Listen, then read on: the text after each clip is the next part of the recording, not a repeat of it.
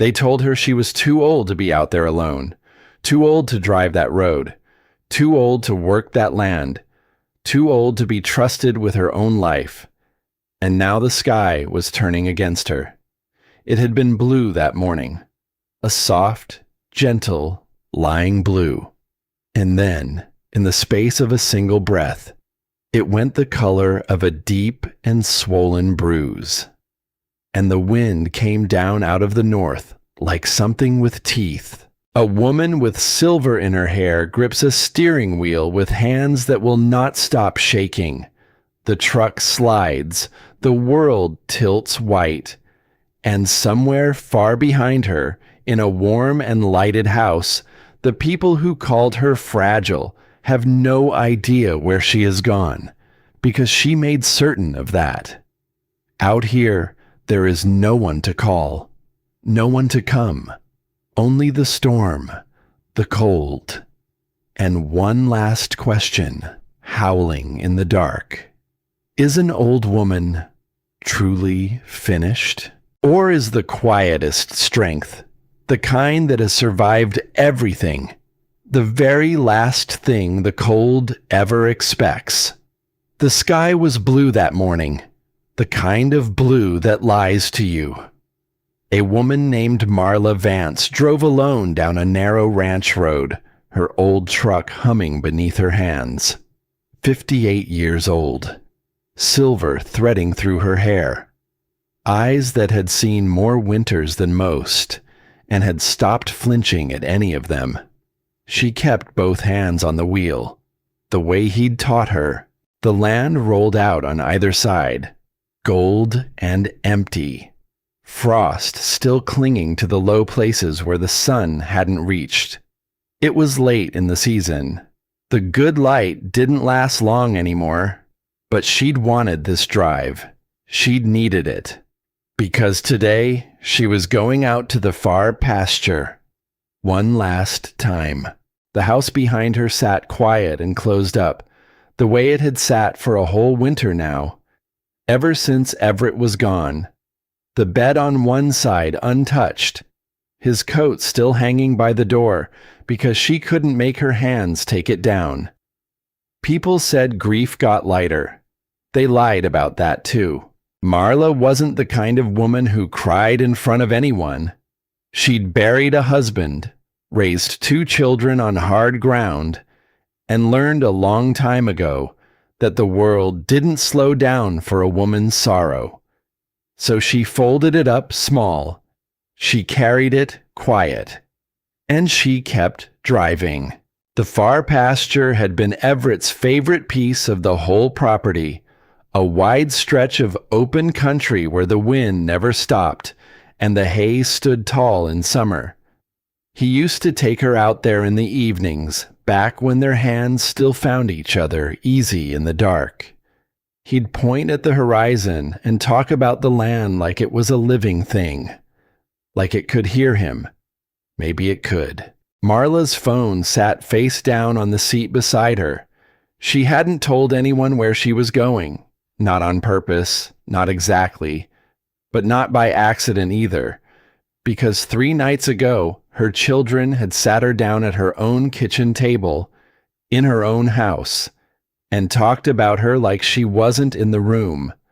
Her son, with his careful voice, her daughter, Delphine, with those papers spread out flat on the wood, papers with lines already drawn where a signature was supposed to go.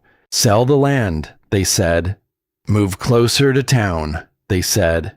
It's just too much for you now, Mama. That last part landed the hardest. Too much for you now. As if the years had quietly emptied her out. As if the woman who'd worked that ground beside Everett for 3 decades had become something fragile. Something to be managed, something to be tucked away somewhere safe and small and forgotten. Delphine had reached across the table and covered her mother's hand. We just worry about you out here alone, she'd said. Soft, gentle. And somehow that gentleness was worse than shouting. What if something happened? What if nobody was around? Marla had looked at her daughter's face.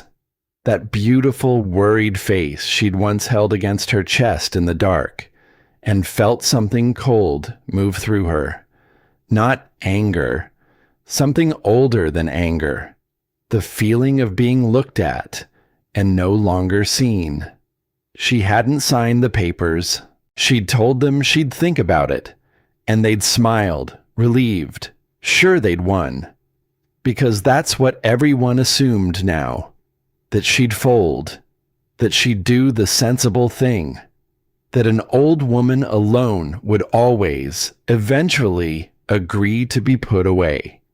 But the papers were still sitting in a drawer, unsigned, and this morning, before the sun was fully up, Marla Vance had gotten into her truck and driven out to the far pasture to gather what was left of her husband's things, his tools, his weathered old journal, the one he'd filled with a lifetime of knowing. How the land moved, how the cold behaved, how a body could stay alive in country that wanted it dead. She wasn't ready to let any of it go. Not the land, not him, not the woman she still was underneath all their worry. The truck rattled over a cattle guard, and Marla let herself smile, just a little, at the wide, lonesome country ahead. Out here, nobody watched her. Nobody softened their voice. Out here, she was still just Marla, still capable, still whole. The heater pushed warm air across her knees. An old song crackled low on the radio, half static. Her travel mug of coffee had gone lukewarm in the cup holder, but she drank it anyway. The clock on the dash read a little past noon. The temperature outside, mild, pleasant even. One of those deceptive afternoons where the season pretends to be kinder than it is. She had no way of knowing. No way of knowing that far to the north, beyond the ridgelines, something enormous was already turning in the sky. Something the weather never warned about. A wall of cold sliding down out of the high country, silent and patient, and utterly without mercy. The blue overhead was flawless, and it was lying to her. Marla reached the far pasture just as a thin veil of cloud began to smudge the western edge of the world. She parked the truck at the top of the rise, where the ground fell away toward the old hayfield below. Down there, scattered across the frozen grass, sat the great round bales left out from the last cutting. Huge dark cylinders, waiting to be hauled in before the deep freeze. Everett used to complain about leaving them out this late. She could almost hear his voice.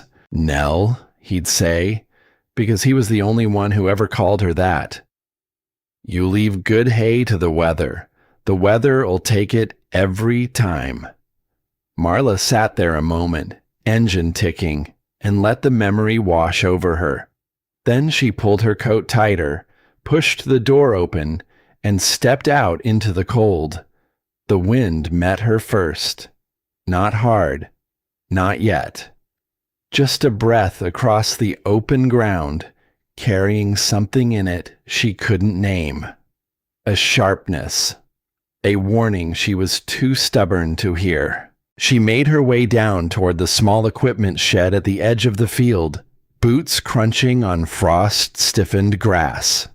That's where Everett kept the last of his things. That's what she'd come for. Behind her, unnoticed, the flawless blue began to bruise at the edges. Marla found the shed door half frozen and had to lean her whole shoulder into it. Inside, the air was still and dusty and smelled of oil and old leather. His work gloves still hung from a nail. His hat still sat on the shelf where he'd left it. She stood very still in that small, dim space and let herself, just for a moment, feel all of it. The missing, the wanting, the unbearable weight of loving someone who wasn't there to be loved anymore. "I'm not selling it," she whispered to the empty shed. To him, to no one. "Do you hear me, Everett? I'm not." Her voice didn't shake. She was proud of that. And outside, beyond the walls, the wind picked up its voice and began, softly, to howl. Marla didn't notice at first. She was gathering his journal, wrapping it careful in an old flannel shirt, tucking his gloves into her coat. Her mind was somewhere else, somewhere warm. A summer years gone, the two of them out in this same field, laughing at nothing. By the time she stepped back outside, the world had changed. The blue was gone. Where it had been, a vast, heavy darkness now rolled down over the plains, low and purple and swollen, swallowing the horizon whole. The temperature was already dropping. She could feel it slipping down her collar, reaching for her skin. Marla stood frozen on the shed's threshold, the journal clutched against her chest, and looked up at that terrible sky. For the first time all day. A thread of fear moved through her. Not because she was afraid of dying, but because somewhere, faint and far away, she could already hear her daughter's voice. "What if something happened, Mama? What if nobody was around?" And out here in the far pasture, at the edge of a coming storm no one had warned her about, nobody was. Nobody at all. The blue sky had lied to her all morning. And now, standing at the edge of the old shed with her husband's journal held tight against her chest, Marla Vance watched that lie come undone. It happened fast. Faster than weather had any right to move. One breath, the western sky was smudged and gray. The next, it had turned the color of a deep bruise, purple and black and swollen low over the plains, rolling toward her like something alive, something hungry. The wind reached her first. It came across the open field flat and hard, flinging grit and the first stinging flecks of ice against her cheek. It snatched at her hat. It pressed her coat flat against her body and shoved her back a half step toward the shed wall. And the cold came with it. Real cold. Sudden cold. The kind that dropped out of nowhere and turned a mild afternoon into something that could kill you. Marla had lived on this land a long time. She'd seen storms roll in, but she had never, in all her years, seen the world turn this fast. It was as if some door had been thrown open somewhere to the north, and everything cruel and frozen had come pouring through at once. She didn't waste time being afraid. Not yet. She tucked the journal deeper into her coat, put her head down against the wind, and made her way up the rise toward the truck, boots crunching over grass that had gone stiff with frost in the span of minutes. The snow started before she reached the door. Not gentle snow. Not the soft, pretty kind that settled on fence posts and made the world look like a picture. This snow came sideways, driven by the wind, thick and fast and blinding. She pulled the door open, half fell into the seat, and dragged it shut behind her. For a moment, she just sat there, breathing hard, her heart knocking against her ribs. The wind screamed against the glass. The whole truck rocked with the force of it. "All right," she murmured. "All right now. Let's just get home." She turned the key. The engine caught, warm and steady, and something in her chest loosened just a little. Good. The truck had never let her down. Everett had picked it out himself, years ago, running his hand along the hood like he was buying a horse. This one's got a good heart. He'd said, "It'll take care of you." She held to that thought as she eased the truck around and pointed it back up the narrow ranch road, the way she'd come. The heater roared. The wipers slapped back and forth, fighting the snow and losing. And the road ahead of her, the gold open country she'd driven through not an hour before, was disappearing. Marla leaned forward over the wheel, squinting into the white. Every landmark she knew was dissolving. The fence lines, the ruts, the low places, and the high. All of it was vanishing beneath a rising blanket of white that swallowed the world whole and gave nothing back. She slowed the truck to a crawl. Her jaw was set. Her hands were tight on the wheel, at 10 and 2, the way he'd taught her. She had driven bad roads her entire life. She was not some soft, trembling thing that fell apart at the first hard weather. But even she could feel it now. The unease, the cold whisper at the back of her neck that said, "This one is different." "Just get to the county road," she said out loud, because her own voice steadied her. "That's all. Just that far. And you'll be fine." The wind howled, and the truck began to slide. There was no warning. That was the terrible thing. No sound, no lurch, nothing to brace against. One moment the tires held the road. The next, they simply didn't. Beneath the fresh snow, hidden and silent and patient, a long sheet of ice had spread across the dip in the road. Black ice, the invisible kind, the kind that took good drivers and careful drivers and drivers who did everything right, and killed them just the same. The back end of the truck drifted. Marla's stomach dropped. Her hands moved on instinct, 30 years of hard country driving flooding into her fingers. She turned into the slide. She kept her foot off the brake. She did everything Everett had ever taught her, everything her own bones remembered. But the road was tilted, and the ice didn't care what she knew. The truck slid sideways off the raised shoulder, and the whole world tilted with it. Metal shrieked as the front end tore through the old fence line, posts snapping like matchsticks, wire whipping past the windows with a sound like a struck string, and then the ground fell away. The truck nosed down hard into the ditch. The impact threw her forward against the belt with a force that emptied her lungs. Her head snapped toward the frame. A burst of white light, a crack of sound she felt more than heard.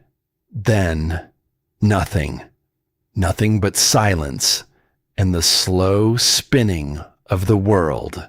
Marla sat slumped in the seat, dazed, her ears ringing. The engine had died.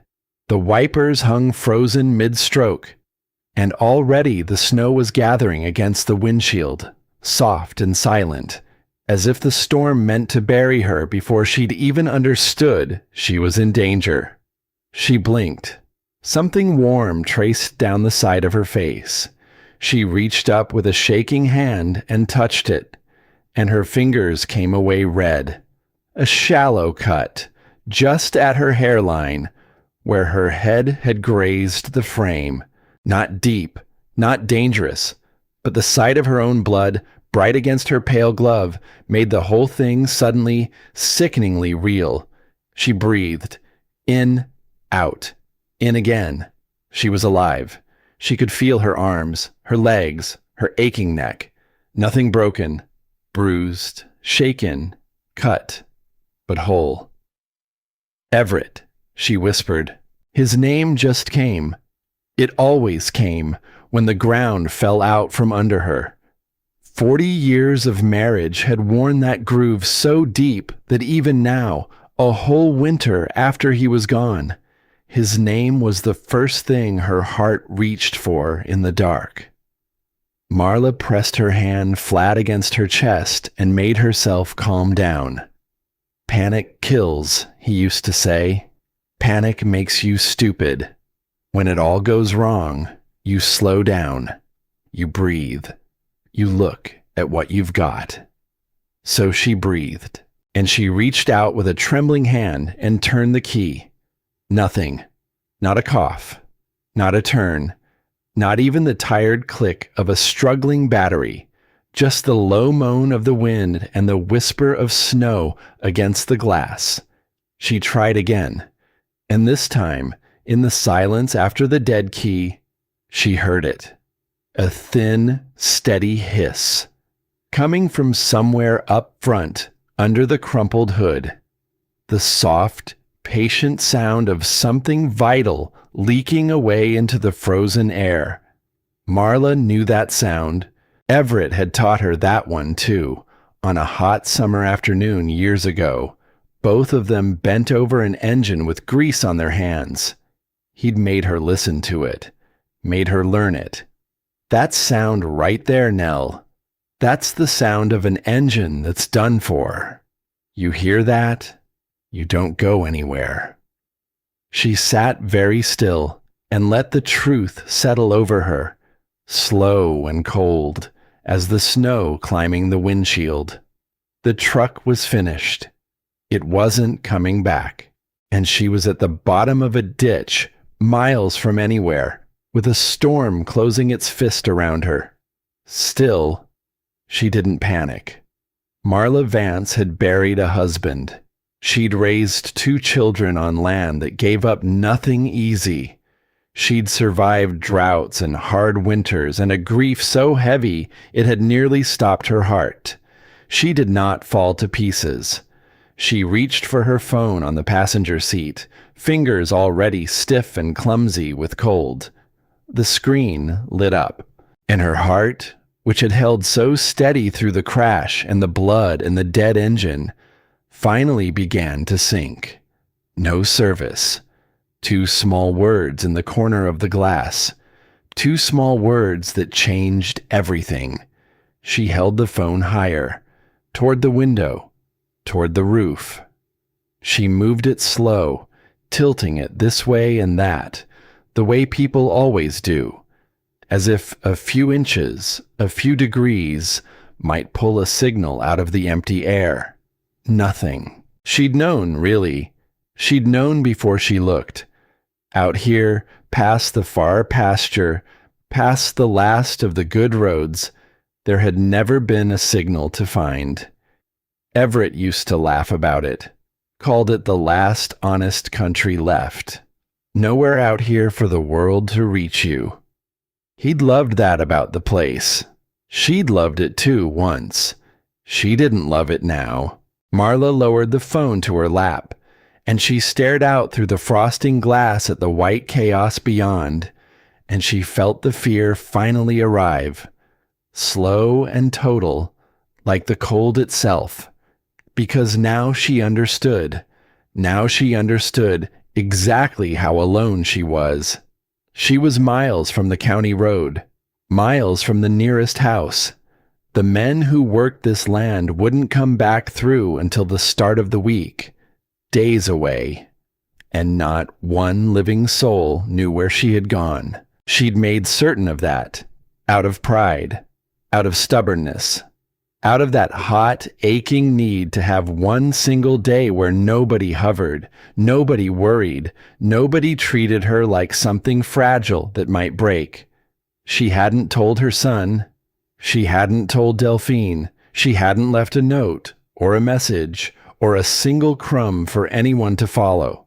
And now the memory rose up to meet her, sharp as broken glass. 3 nights ago, her own kitchen, her own table, her 2 grown children sitting across from her, talking about her as if she weren't in the room. Sell the land, Mama. Move closer to town. It's just too much for you now. And Delphine, her beautiful, worried daughter, reaching across the wood to cover her mother's hand.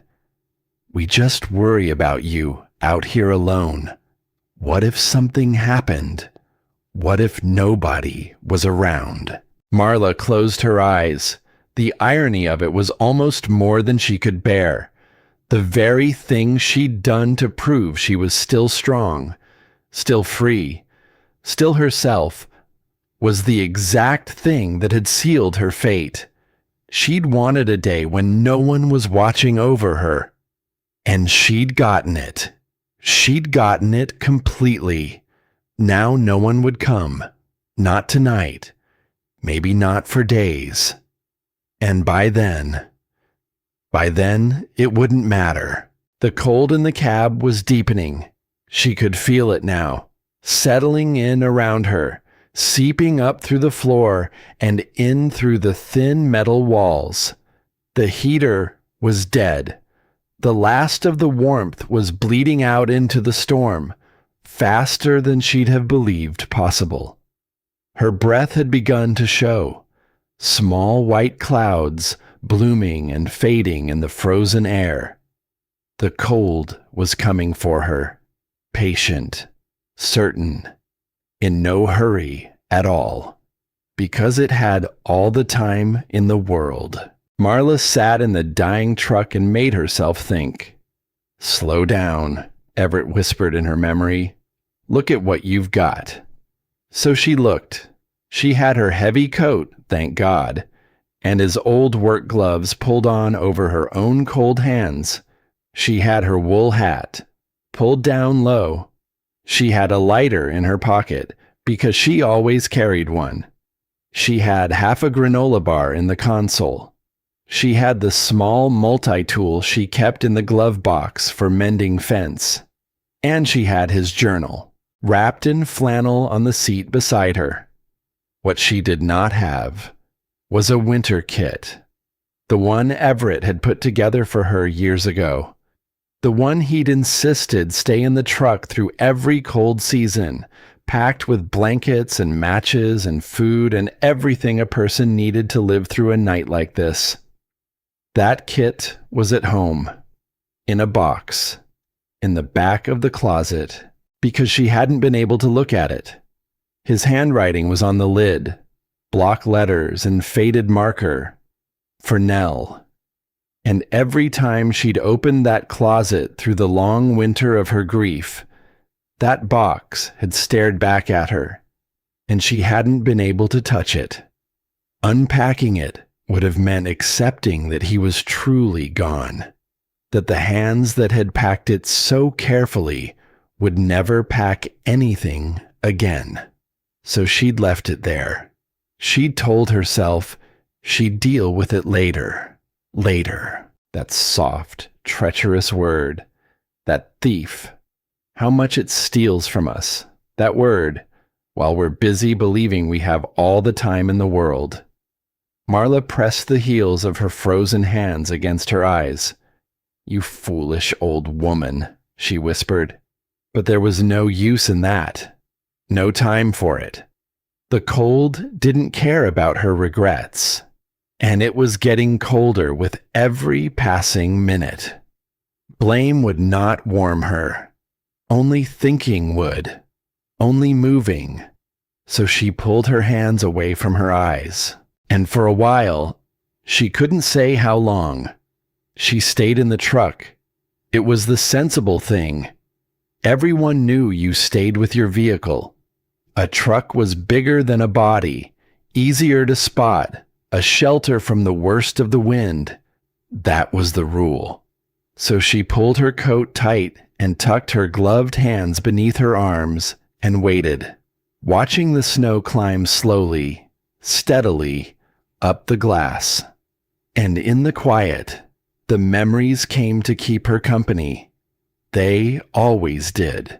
She thought of Everett, of the first time she ever laid eyes on him, young and lean and sure of himself, leaning against a fence with a piece of grass between his teeth and a crooked smile that she told herself she didn't care for at all. She'd cared for it. Lord, how she'd cared for it. She thought of his hands, rough and warm and gentle, all at once. The way they'd felt the first time they closed around hers. The way they'd cradled their babies. The way they'd held her through every hard night of a long, hard, beautiful life. 40 years. 40 years of early mornings and late suppers and small, quiet joys that no one else in the world would ever understand. 40 years of two people building something out of nothing but stubbornness and love on ground that fought them every step. And then, the last winter. The winter he got sick. She let herself remember it now, though it hurt. The way he'd faded, slow and cruel, right there in the house they'd built with their own hands.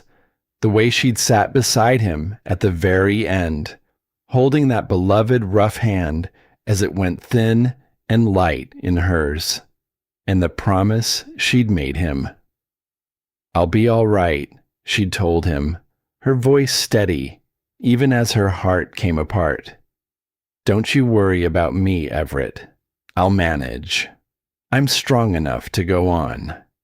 He'd looked at her with those tired, loving eyes, and he'd believed her. She wondered now, sitting in the freezing dark, whether it had ever been true, whether she'd ever really been strong enough, or whether she'd just been putting one foot in front of the other all this long winter, hollow inside, waiting for something like this to come and finish what his death had started. Marla's chin dropped toward her chest, and the cold was doing its quiet, patient work. Her eyelids grew heavy. The shivering that had been shaking her body began, strangely, to ease. A quiet crept into her limbs, a stillness, a kind of peace she hadn't felt in a whole long year. "Just rest," something whispered inside her. "Just close your eyes a minute.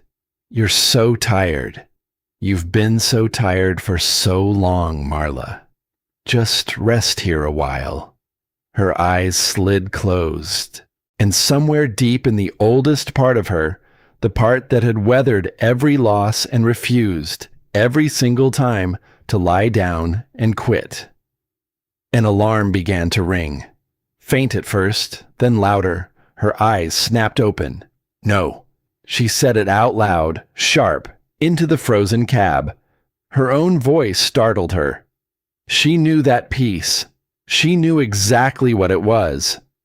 Everett had told her, years ago, in the low, serious voice he used only when something truly mattered. When a body gets cold enough, Nell, it stops fighting. It gets warm. It gets sleepy. Feels like the kindest thing in the world, just to close your eyes. And if you let it, you don't open them again. That sweet, heavy calm was not rest. It was the cold, lying to her. The very same way the sky had lied to her that morning. Blue and innocent and hiding murder behind it.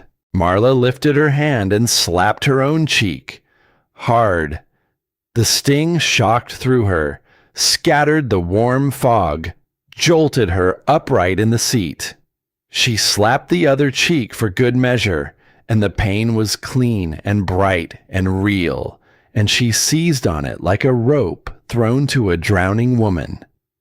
"You are not," she said, her voice shaking, "dying in a ditch. Not tonight. Not like this. Do you hear me, Marla Vance?" The wind screamed its answer against the glass. She sat up straight and forced her slow, cold mind to work. Staying in the truck felt safe, but she saw now that it wasn't. It was a trap dressed up as shelter. The cab was already as cold as the grave, and getting colder, and the metal all around her was drinking the warmth from her body like something greedy and patient. If she sat here and waited for a rescue that no one had been called for, she would die, slowly, gently, almost sweetly. The truck would become exactly what it looked like from the outside, a steel coffin filling up with snow. No, Marla shook her head hard. No, she needed real shelter. Somewhere out of this killing metal. Somewhere the wind couldn't find her. And that was when her eyes fell on the journal. Everett's journal. Wrapped in flannel on the seat beside her, exactly where she'd set it down. Marla stared at it, and something stirred in the back of her mind. A memory. His voice, patient and low, on some long-gone evening when she'd been only half listening, the way you only half listen to the people you're sure you'll have forever. Her cold hands reached for it. She peeled back the flannel. The old leather cover was icy under her fingers. She opened it, and the dim gray light fell across pages filled with his handwriting, crabbed and slanted and achingly dear. Decades of a working man's hard-won knowledge set down in fading ink. Weather signs, cattle, planning and mending and reading the sky, how to live on this land, and how to survive it when it turned against you. Her stiff fingers turned the brittle pages. She didn't even know what she was searching for, only that she needed him, needed his steadiness, needed one more time in her life to feel him near her in the dark. And then, there, a page near the middle, the ink gone soft with age, a few lines in his careful, patient hand, written so many years ago that she had forgotten they had ever existed at all. Caught out in the cold with no shelter, and a person can still make it through. The old-timers knew how. First thing, get out of the wind. Second thing, get out of the metal. It'll only pull the heat right out of you. Then find something that holds warmth. Straw, hay, deep bedding. The stock always know. Watch where the animals go to keep warm. They've been at it longer than we have. Marla read it once, then again, then a third time, her lips moving silently over the words. Watch where the animals go to keep warm. And her heart began to beat harder, not with fear now, but with something she hadn't felt in a long, long time. Something that felt impossibly like hope, because she knew this land. She knew exactly what sat out there in the white, less than a mile back the way she'd come. The hay field. The great round bales scattered across the frozen ground, huge and dark and heavy, waiting to be hauled in before the deep cold set.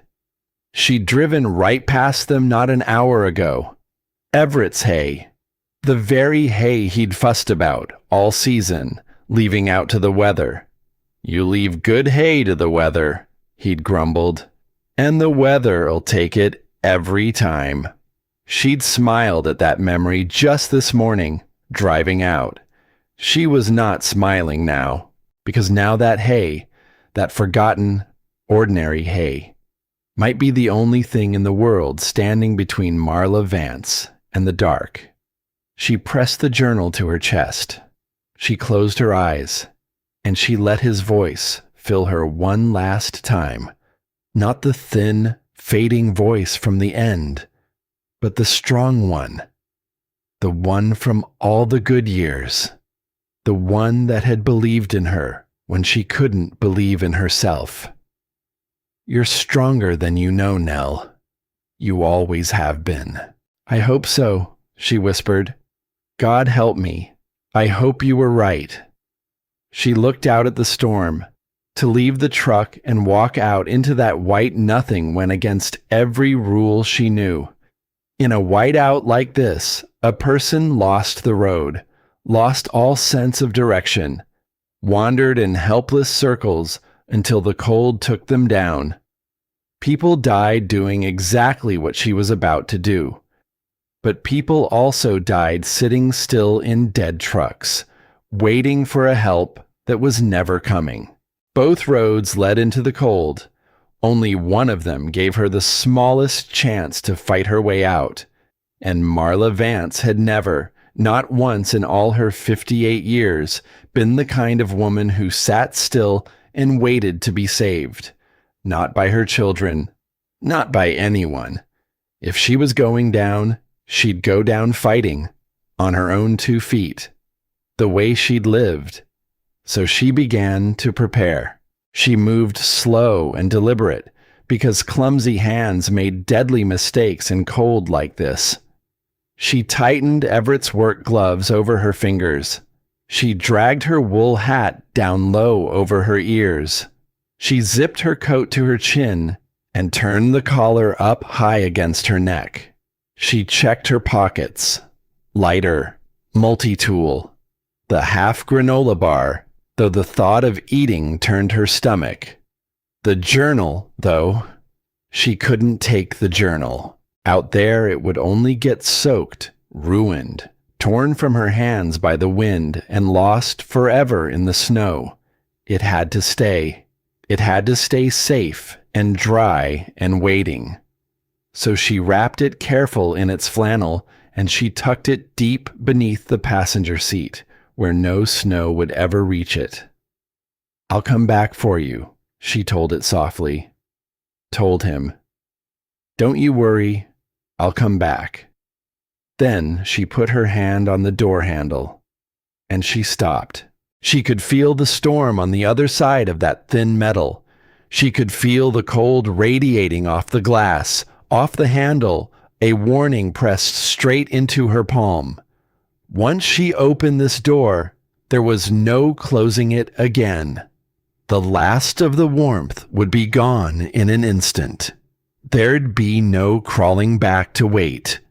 She'd be giving herself completely to the storm. Marla Vance took a long, slow breath. She thought of her 2 children, gathered around her kitchen table, so certain the years had emptied her out and left something small and helpless behind. She thought of the papers, sitting in the drawer, unsigned, and she felt it rise up through the cold and the fear, something hard and bright and entirely her own. She was not done, not with this land, not with this life, not with proving to them and to herself and to the ghost of the good man who had always believed in her, that Marla Vance still had steel in her spine. "All right," she breathed. "All right then. Come on." And she shoved the door open into the roaring white. The storm took her breath in an instant. The wind struck her like something alive, a wall of force and ice that nearly threw her back into the seat. And the cold. The cold was beyond anything she had braced for. It went through her coat, through her clothes, through her skin, straight to the bone, all in a single heartbeat. She gasped, and the air was so cold it burned. Breathing it in felt like swallowing ground glass, like her own lungs were freezing solid with every ragged pull. For one terrible moment, her nerve nearly broke. Her body screamed at her to fall back into the shelter of the cab, to pull the door shut, to give herself up to the slow, warm, merciful sleep waiting there. But she thought of Everett's steady hand. She thought of the animals out there in the white, who somehow knew how to live through this very thing. And Marla Vance stepped down out of the truck into the deepest cold she had ever known in all her long life, and let the door slam shut behind her, sealing away the last of the warmth, sealing away the woman she had been that morning, the one who still believed the sky. The snow was already past her ankles. The world was a screaming blur of white, no up, no down, no horizon, nothing but wind and ice and blinding emptiness stretching away in every direction. She could not see the road. She could not see the field. She could not even see her own 2 hands held out before her face. Panic rose hot in her throat, And for a moment she stood frozen there beside the ruined truck, utterly lost, a small dark figure in a vast and howling white, so alone that the loneliness itself felt like a kind of death. Then her gloved hand found the wire, the broken fence, the one her truck had torn through going down, the barbed strands snapped and dangling, half swallowed by the drift. But there, solid, real, something to hold, something to follow. Everett's fence, strung by his own 2 hands, some summer long ago. She gripped it, felt the barbs bite into the old leather of his gloves, and she held on as though it were his hand itself, reaching back to her through the snow, steadying her the way it had steadied her for 40 years. "Show me the way," she whispered into the wind. "Please, show me the way home." And with the storm screaming all around her, and the cold pressing close, and the last gray light already beginning to fail, the widow bowed her head and began to walk. 1 step, then another, hand over frozen hand, along a broken fence line, into the blinding white unknown. A 58-year-old woman that the whole world had tried to fold up and put away and forget, walking straight into the heart of the storm, to prove to every soul who doubted her, and most of all to herself, that she was still here, that she was still strong, that she was still, after everything, gloriously and stubbornly alive. The wire was her whole world now, cold, thin, broken in places, but hers. Marla Vance moved along the fence line 1 slow step at a time, her gloved hand sliding over the barbed strands. She could not see the wire. She could barely see her own arm in front of her face, but she could feel it under her fingers. And feeling was enough. Feeling was everything. The storm had swallowed the world whole. No field, no sky, no solid ground she could trust. Only the white, screaming and endless, and the wind pressing against her like a flat, cold hand, and the cold reaching a little deeper into her with every step she took. She kept her head down. She kept her hand on the wire. And she walked. 1 step, she told herself. Then, the next one. That's all.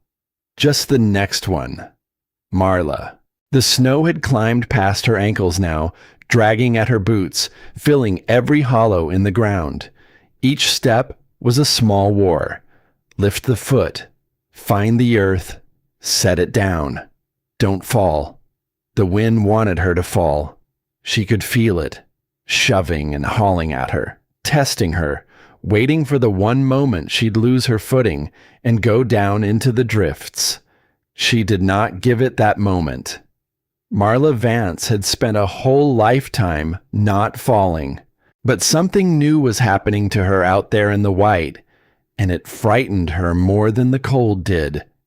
She was starting to feel small, not in her body, in her spirit, because the storm was so vast and she was so alone in it, and the voices from 3 nights ago had begun to rise up out of the wind. Not real voices, memory voices. Her children, gentle and certain, sitting at her own kitchen table. "It's just too much for you now, Mama. What if something happened and nobody was around?" And out here, bent double against a wind that wanted her dead, a terrible thought crept in through the cracks. What if they were right? What if she truly had become the thing they thought she was? Old, fragile. A woman who couldn't be trusted to drive out to her own pasture without needing to be rescued. What if all of it, the truck in the ditch, the walk into the storm, the pride that had kept her from telling a single soul where she'd gone, what if it was all just proof? Proof that they'd been right the whole time, and she'd been nothing but a foolish, stubborn old woman too vain to admit it. Marla's steps slowed, and the storm, sensing weakness the way a wolf senses it, pressed in harder. Time came apart out there in the white, with no sky, no horizon, no way to measure the passing of anything. Time simply dissolved. She could not have said whether she'd been walking 10 minutes or an hour. Her whole existence had narrowed to the wire, the wind, and the doubt gnawing at the back of her mind. Her legs had begun to feel as though they belonged to someone else. Heavy. Far away. She had to look down through the swirling snow just to be sure they were still moving, still carrying her forward. And her thoughts were coming loose now, drifting, softening at the edges. That was the cold. She knew that was the cold. But the doubt felt like something truer. Something that had been waiting inside her a whole long year for the chance to finally be spoken. Maybe you are too old for this. Maybe you should have listened to them. Maybe you should just sit down, right here in the snow, and let them be right. She fought it. She flexed her cut fingers inside the glove. She stamped her frozen feet. She said his words out loud, over and over, a chant against the fog rolling into her mind. The field, the hay, keep walking. The field, the hay, keep walking. But her voice was so small, and the wind was so large, and the doubt was so patient.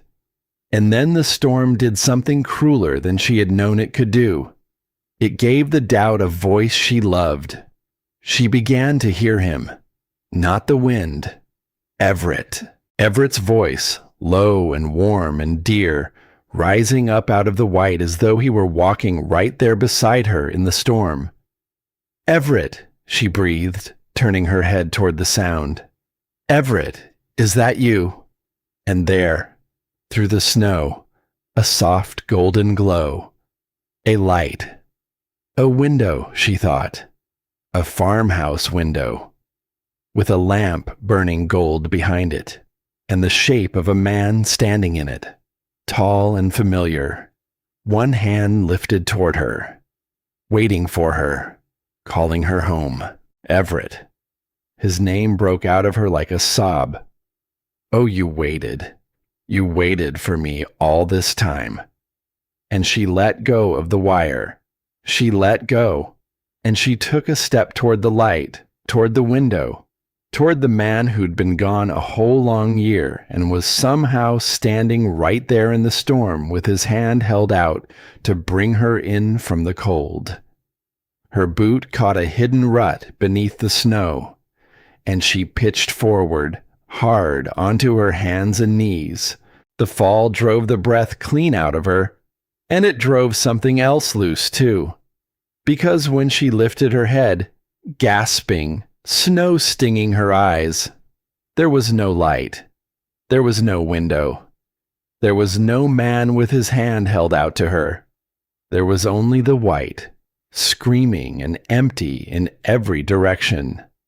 And Marla Vance knelt there in the snow and understood, with a horror colder than the storm itself, what had almost happened. There was no farmhouse out here. There never had been. The light was a lie. The voice was a lie.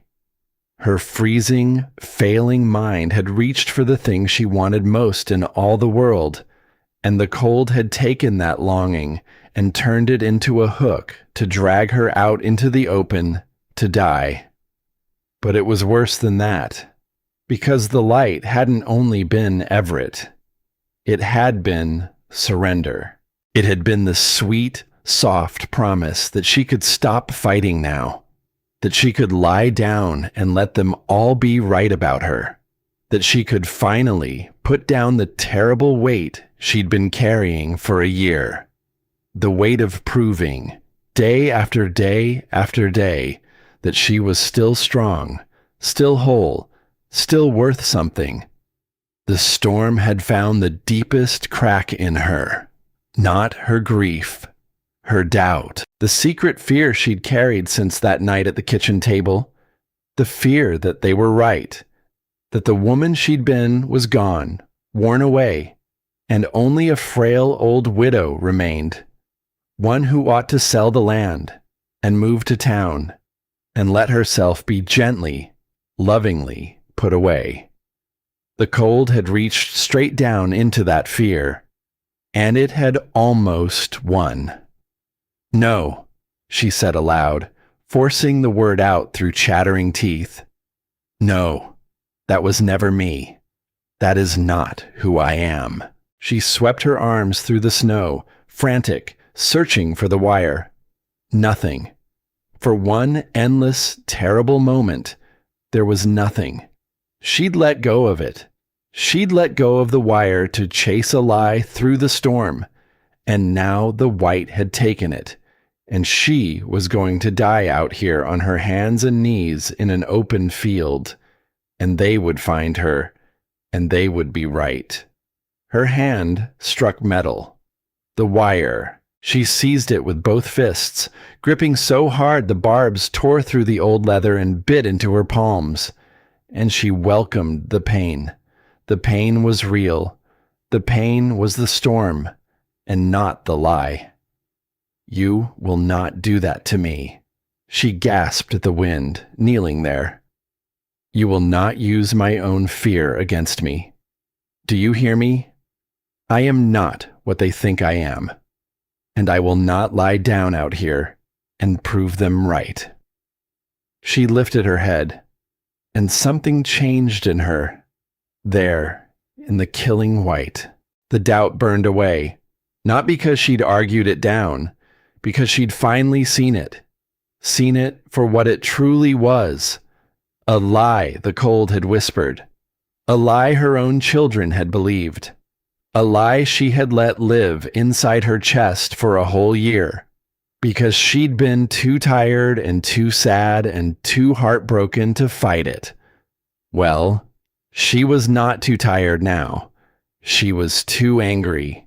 "I have worked this land for 40 years, she said, low and hard and sure. "I buried the only man I ever loved, and I kept standing. I raised 2 children who now look at me like I'm a burden to be managed, and I am telling you." She hauled herself up off her knees by the wire. "I am not done yet." And she began, once more, to walk, hand over torn and bleeding hand, into the white. The next stretch was the hardest thing she had ever done. Harder than burying him. Harder than the lean years, raising 2 babies on ground that gave up nothing. Harder than that kitchen table 3 nights past. Because now her own body was turning traitor, and the anger that had lit her up was the only fuel she had left to burn. The cold was deep inside her now, in her chest, a heavy slowness, a fog rolling steadily through her thoughts. Her feet had stopped feeling like feet, just blocks of ice at the ends of her legs, and she moved them by will alone, by nothing but the refusal to stop. And oh, how her body begged her to stop. Every part of her ached to sink down into the soft white snow, curl up small, and let the shivering ease and the warmth come flooding in. Just for a minute. Just to rest. "You fought so hard," the warmth whispered, sweet and patient. "And not just tonight. For a whole year. Haven't you carried enough, Marla? Haven't you been strong long enough? You can put it down now. You can finally rest." "I haven't proven anything yet," she growled through her teeth. "Not yet. Keep walking. Don't you stop. Don't you dare stop." And the thing that kept her feet moving in the end was not the fear of dying. It was the picture in her mind. crisp and clear, even through the fog, her children standing over her grave, and the thing they would think, and never say aloud, but always, always believe. We were right. She couldn't manage on her own. She was too old, too stubborn. If only she'd listened to us. If only she'd sold the land and come to town where it was safe. Her whole life, her whole self, reduced to a sad little cautionary tale. A foolish old woman who'd wandered off into a storm because she was too proud to know her own limits. Marla stopped walking, not to rest, to burn. "No," she said, and her voice rang out strong now, stronger than it had any right to be. "You will not be right about me. Not like this. Not ever." The wind screamed. She screamed back into it, her raw voice cracking and breaking. "I am not too old. I am not too weak. I am not something to be folded up and put away in a drawer and forgotten. I am Marla Vance, and I am going to walk out of this storm on my own 2 feet, and every last one of you is going to have to look at me and know it." And from somewhere deep, some place she'd forgotten she still owned, the old iron rose up in her, that deep root, the thing that had held her upright and dry-eyed at his graveside. When the whole world had stood there waiting for her to crumble, she took a step. The fog pulled back just a little. She took another, and another, hand over frozen, bleeding hand, along the broken wire. A small, dark figure moving through a vast white nothing, refusing, simply, stubbornly refusing, to become the thing they decided she was. And then the wire ended. Her hand slid along it, reached out for the next stretch, and found instead a thick wooden post, a corner post, frosted hard and white, solid and sure beneath her searching fingers. She stopped. A gate. She had reached a gate, and a gate meant a corner, and a corner meant the edge of a field. And the field, the hayfield, was supposed to be right here, right here. She let go of the post and turned into the white, straining her eyes, searching for the great dark shapes that she knew were out there somewhere. Everett's bales, her shelter, her one and only chance. Nothing. Just the storm. Just the endless screaming white in every direction. Panic clawed up her throat. "Where are you?" she whispered. "Where are you? Where are you?" She took a step away from the post, out into the open, letting go of the last thing in the world she could trust. Nothing. Another step. Nothing but howling white. A third step, and the terror was rising fast now, because she'd left the wire, she'd left the post, she'd let go of her only guide in all the storm, and if she couldn't find those bales, she'd never find her way back either. She'd be lost in the open field, exactly where the cold had wanted her from the very start. And then her legs simply gave out beneath her. A whole year of exhaustion, a whole night of cold, and there was nothing left in them to stand on. Marla Vance sank forward into the snow, and the breath went out of her in a long, slow sigh, and she lay there face down in the freezing white, with nothing left. Nothing left at all. She had walked so far. She had fought so hard.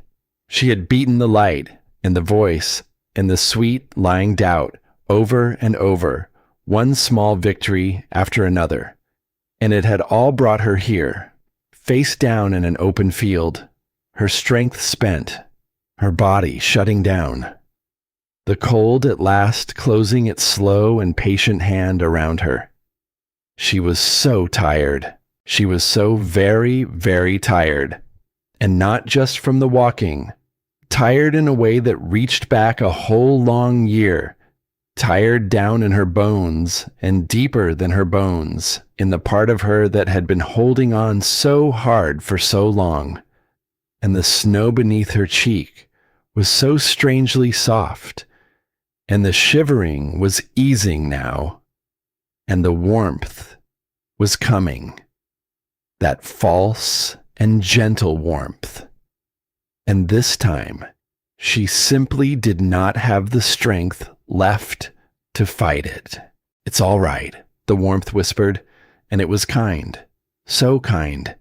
"You did everything a person could do. Nobody in this world could have asked for more. You fought so hard, and for so long. You can stop now. You can finally rest. You don't have to prove anything to anyone, not anymore. Just close your eyes, Marla. Just let go."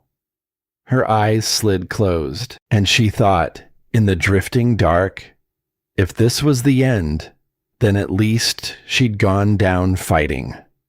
At least she hadn't sat still in that truck and waited to be saved.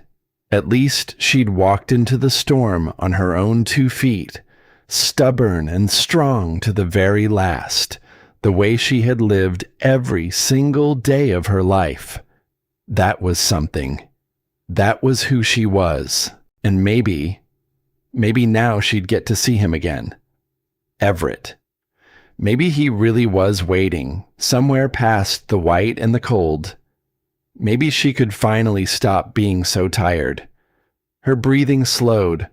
The white darkened at the edges, softening into a deep and gentle gray, and the wind scream faded, growing distant and small and far away. And her outstretched hand, reaching forward even now, even in surrender, the way it had reached across the empty bed for his side every morning for a year, brushed against something. Her failing mind noticed it only dimly. It wasn't snow, it wasn't wood, it was coarse and rough and dry and scratchy against her numb and bleeding fingers, unyielding, solid, and something in the deep, old, stubborn root of her stirred. "Open your eyes." She didn't want to. It was so warm now, in the soft gray dark, so peaceful, the most peaceful she'd felt in a whole long year. "Open your eyes, Nell." His voice, but not the lying voice this time, not the light in the window.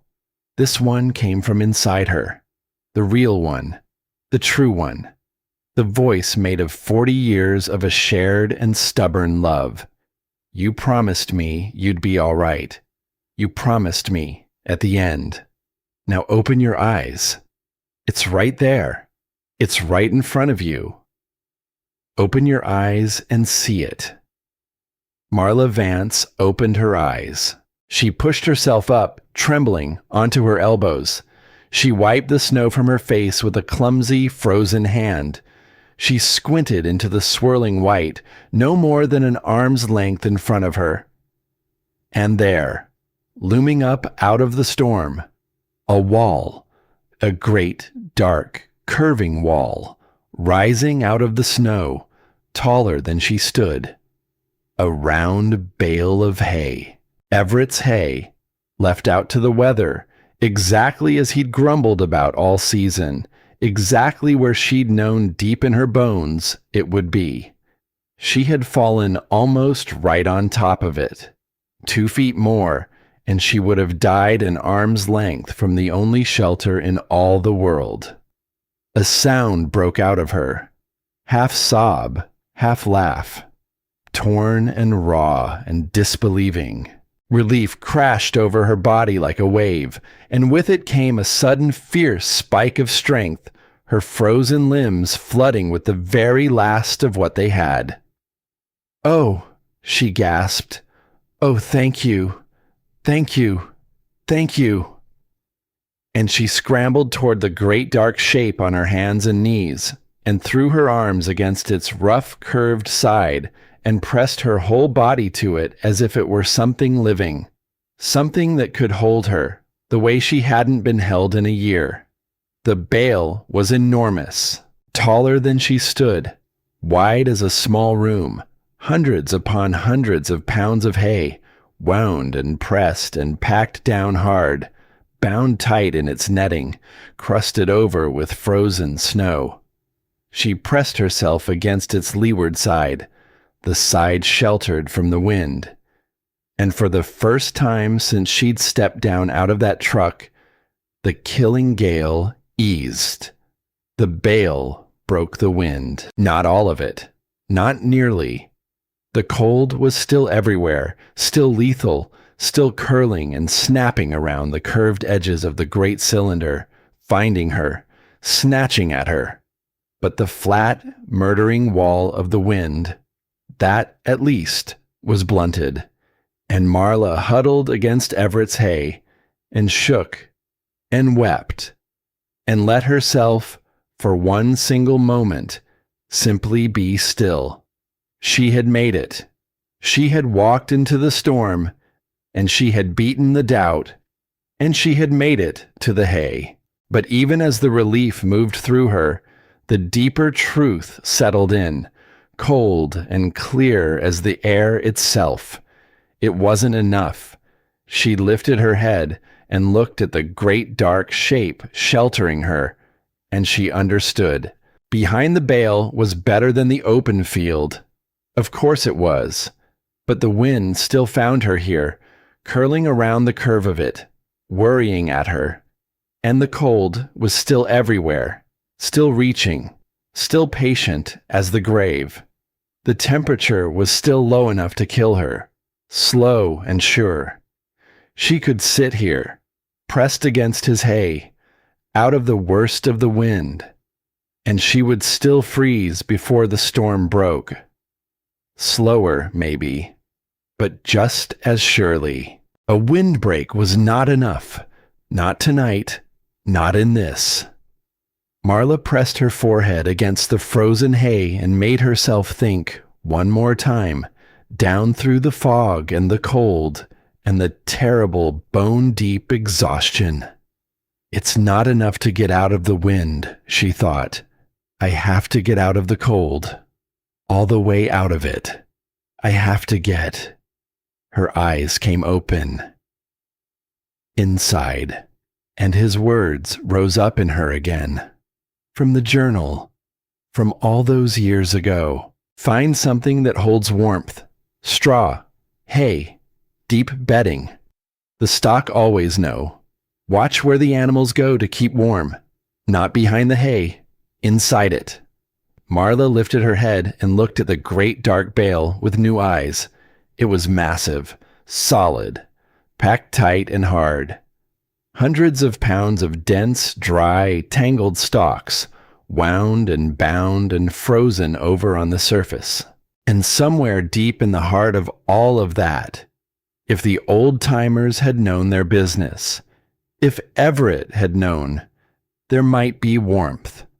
There might be shelter. There might be a way, however small, to live through this night. If she could get inside it. If she could tear her way clear into the very center of it. She looked down at her hands, her poor, cut, trembling hands, already bleeding from the wire. She looked at the tight-wound netting binding the bale, at the crust of ice sealing its surface, at the packed, frozen hay beneath. It would be the hardest work of her life. It might not even be possible, and she had so little strength left. So very, very little. But Marla Vance had never, not once in 58 years, been the kind of woman who quit while there was still one single thing left to try. She stripped the glove from one hand and she reached for the netting. And she began. The frozen mesh fought her. Her numb fingers clawed at it uselessly, sliding off, finding no grip. The freezing rain that had come before the snow had cemented the whole outer surface into a hard shell of ice and stalk, and her bare hand could not so much as break it. She sobbed once, in frustration. Then she remembered the multi-tool. She fumbled it out of her pocket with shaking hands. Her fingers were too numb and clumsy to open the blade, so she raised the cold metal to her mouth and pried it open with her teeth, tasting rust and ice. And with the blade bared at last, she attacked the netting. She sawed at the tough plastic mesh, frantic, desperate, until it snapped and curled back to reveal the packed hay beneath.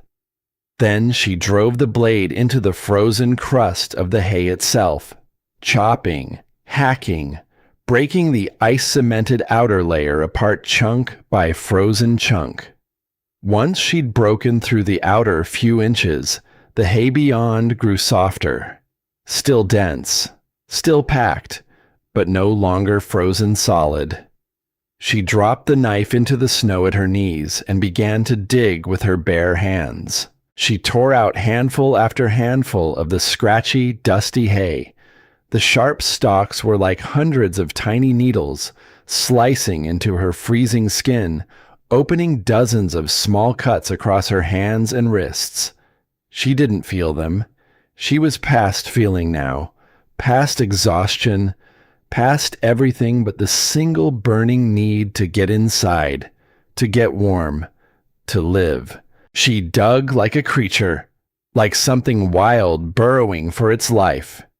She aimed her tunnel straight into the center of the great cylinder, twisting and pulling and ripping the tightly woven stalks apart, an inch at a time. It was agonizing, endless work. Her shoulders burned. Her breath came in ragged, tearing gasps. Every handful had to be wrestled loose from the packed mass, and for every one she pulled free, the storm seemed to steal a little more of her fading strength. But slowly, so slowly, the hole deepened. A foot, then two, then deep enough that she had to lean her whole upper body into it to reach the far wall. And then, as she ripped out a great chunk of hay from the deepest part of the tunnel, a sudden sound stopped her cold. A small, high squeaking. She froze. She held her breath. And with trembling fingers, she pulled her phone from her pocket and shone its dim, cracked light into the depths of the hole. And there, nestled deep in the very heart of the bale, was a nest. A small, intricate nest of chewed and woven stalks, and huddled inside it, blinking against the sudden light, scurrying in anxious little circles, was a family of field mice. Marla stared at them, tiny, trembling, alive, and something moved through her that was deeper than surprise, deeper even than the cold. The mice were alive. Out here in the heart of a storm that was trying its level best to kill a grown woman, these small, soft, fragile creatures were alive, and not just alive, warm. She could feel it. Now that she was deep inside the bale, she could feel it on her face. The air in here was different, still, held, warmer than the killing air outside. The dense, packed mass of the hay was trapping the warmth, holding it, sheltering it. And these tiny creatures, who had no coats and no gloves and no fire, who weighed less than a whisper, they had known. They had known all along. They had known exactly how to survive a night like this. And in that moment, kneeling in the snow with her bleeding hands and her breaking body, Marla Vance understood something that turned the whole long night on its head.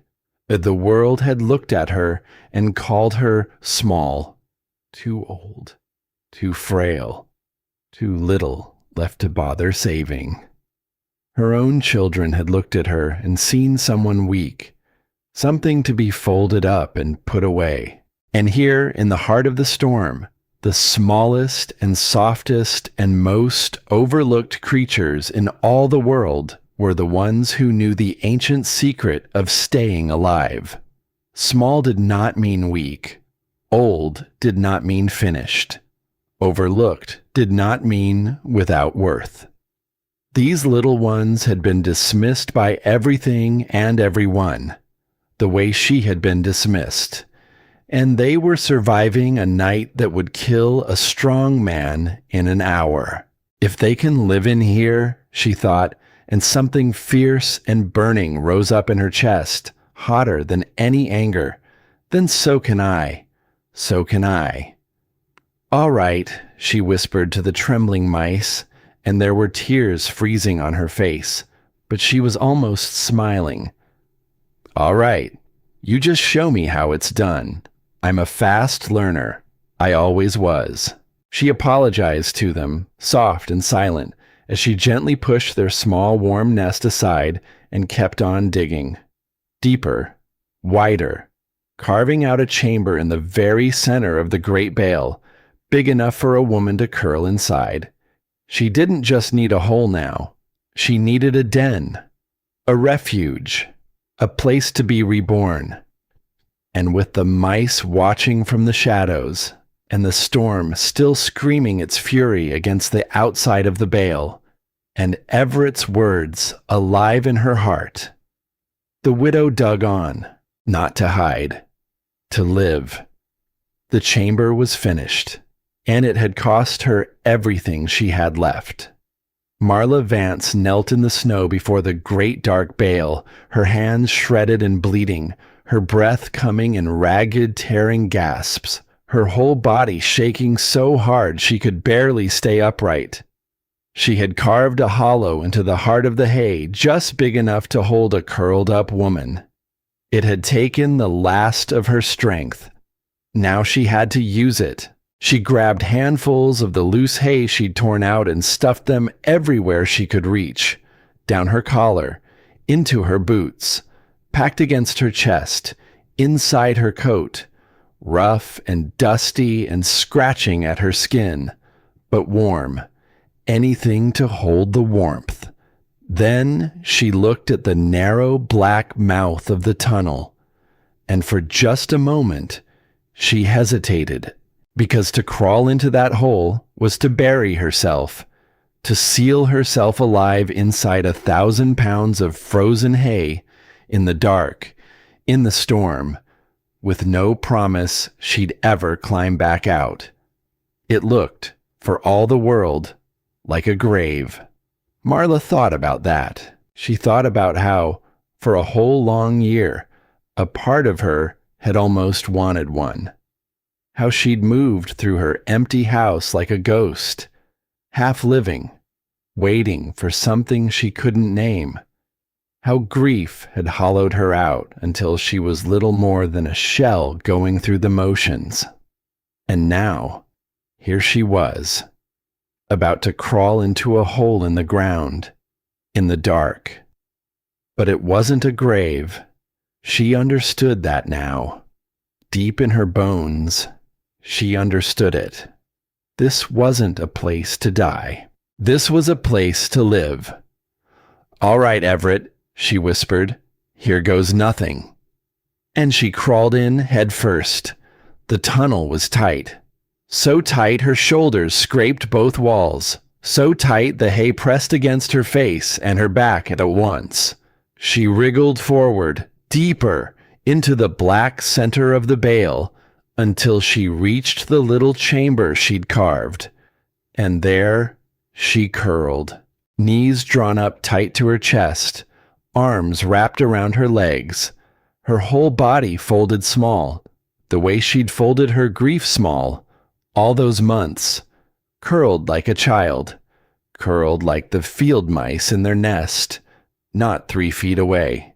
Then she reached back and dragged the loose pile of hay across the mouth of the tunnel behind her, sealing herself in.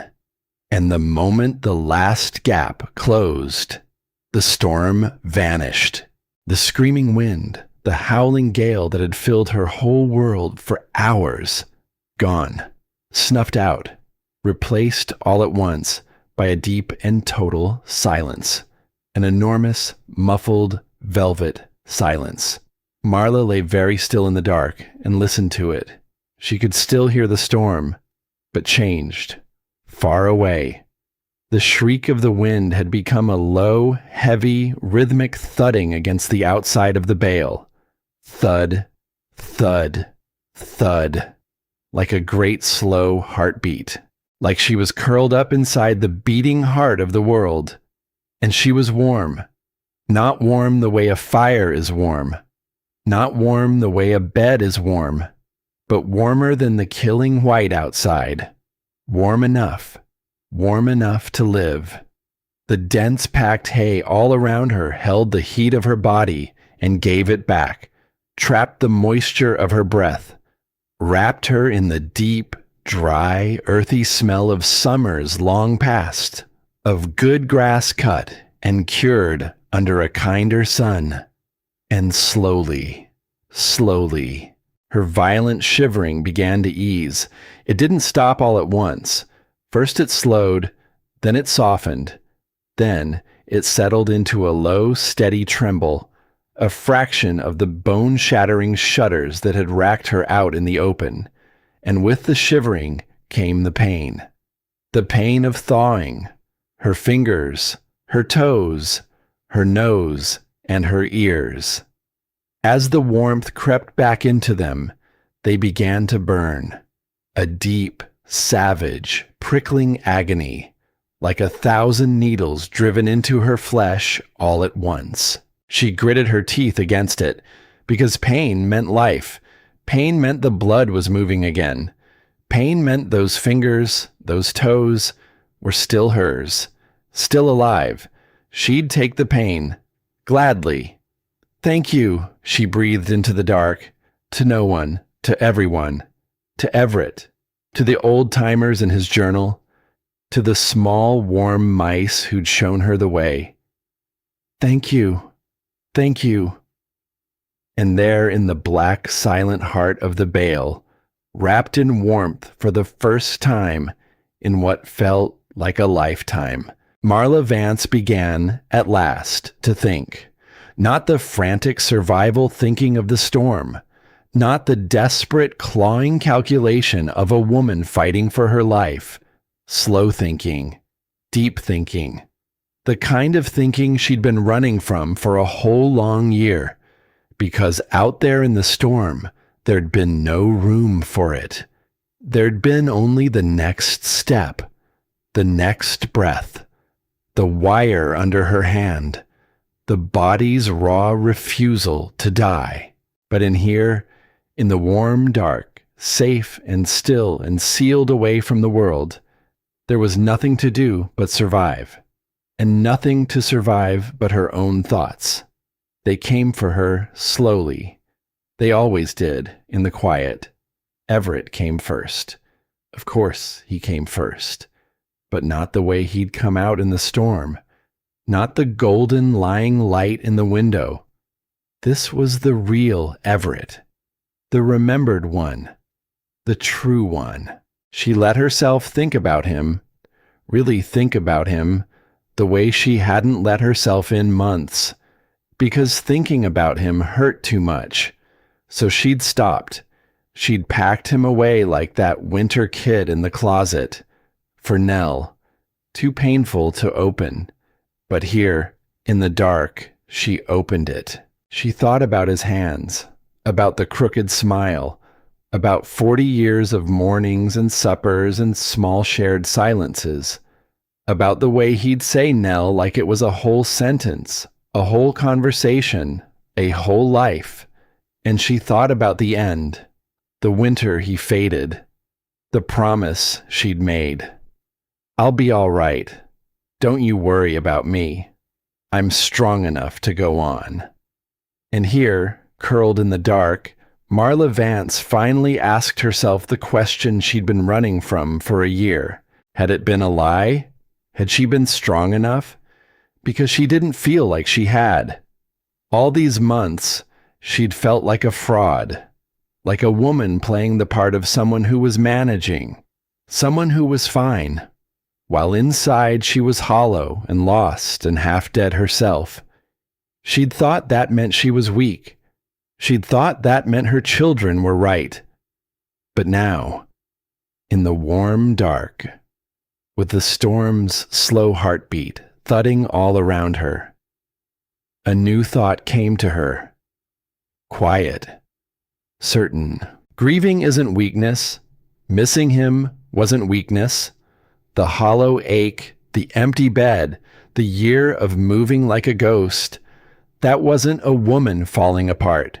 That was a woman who had loved so deeply that losing it nearly killed her. And there is nothing weak in that. There is nothing weak in love that leaves a wound. The weak thing, the truly weak thing, would have been to feel nothing at all. Marla lay very still and let the tears come, not the frozen tears of the storm, warm ones. The first warm tears she'd let herself cry in longer than she could remember. They rolled down her thawing cheeks and soaked into the hay, and she didn't fight them. For a whole year, she'd held them back, held herself together, been strong for her children, strong for the neighbors, strong at the graveside where everyone had watched to see if she'd break. She'd been so busy proving she was strong that she'd never once let herself simply be sad. And that holding back, that was what had hollowed her out. Not the grief itself, the refusal to feel it. "I miss you," she whispered into the dark, out loud, for the first time. "Oh, Everett, I miss you so much. I have missed you every single day, and I have been so tired and so lonely, and I never told anyone. I never let anyone see." The storm thudded softly against the bale, like a hand on her shoulder. "They think I can't manage without you," she went on, the words spilling out now, a year's worth of them. "And the terrible thing is, some days I think they're right. Some days I don't know how to be a person in a house you're not in. Some days I don't know who I am without you." She wiped her face with a torn and bleeding hand. "But that's not the same as being weak, is it? That's not the same as being finished. That's just missing you. That's just what it costs to have loved you the way I did." And in the silence that followed, she felt something loosen in her chest, something that had been clenched tight for a whole long year. It didn't break. It didn't shatter. It just let go, softened, eased, like a fist finally opening after holding on too long. She wasn't fixed. She knew that. A wound like this didn't close in one night in a bale of hay. She would still wake in an empty bed. She would still turn to tell him things and find him gone. But something had shifted. For the first time since he died, she had let herself grieve. Truly grieve. Out loud, in the dark, with no one to perform strength for. And it hadn't destroyed her. It had freed her.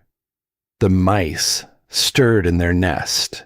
Marla turned her head slowly and looked toward them in the dark. She couldn't see them, but she could hear them. The small, soft rustle of them, settling.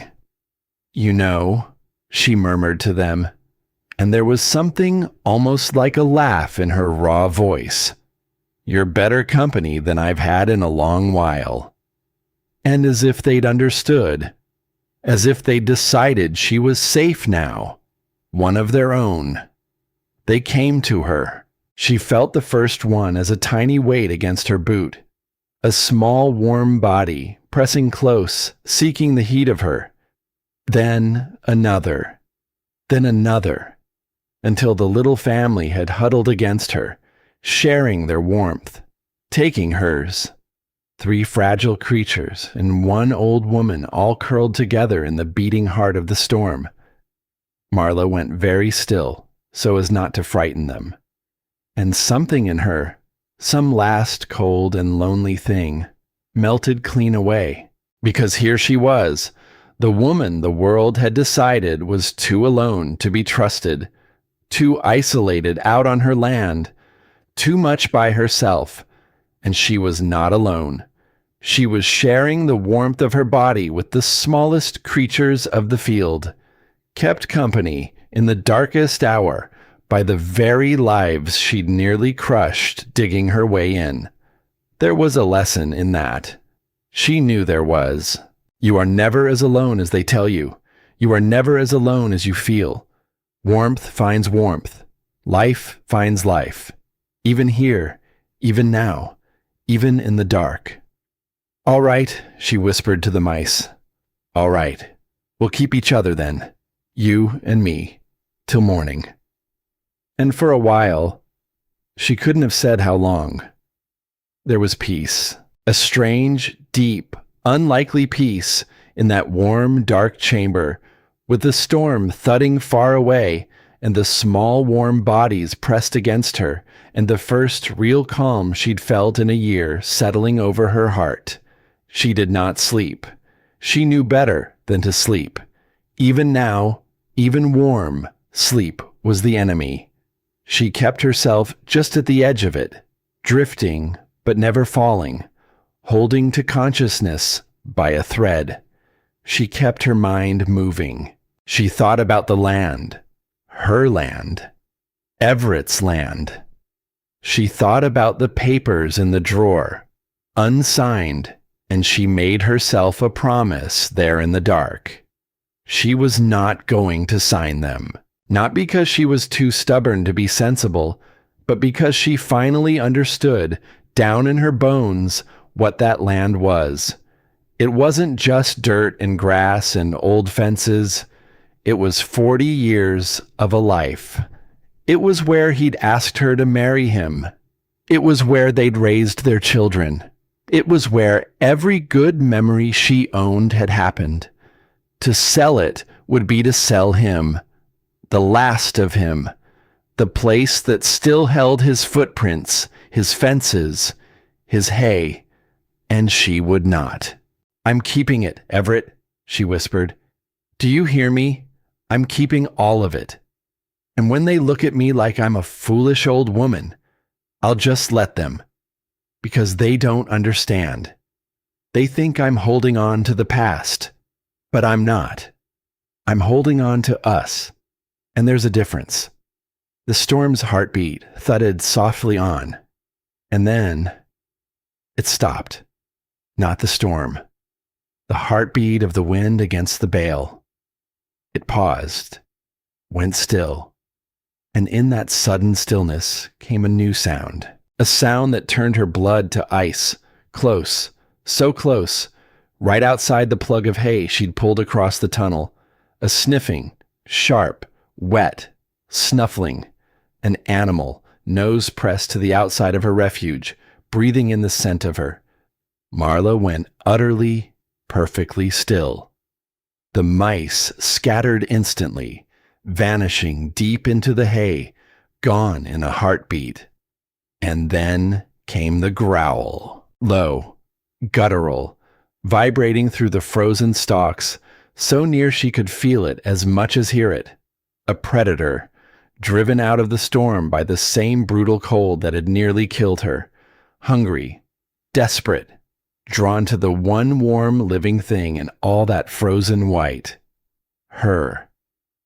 Marla's heart hammered against her ribs like a trapped bird. She pressed herself back hard against the rear wall of the little chamber, as far from the tunnel mouth as she could get, which was not far at all.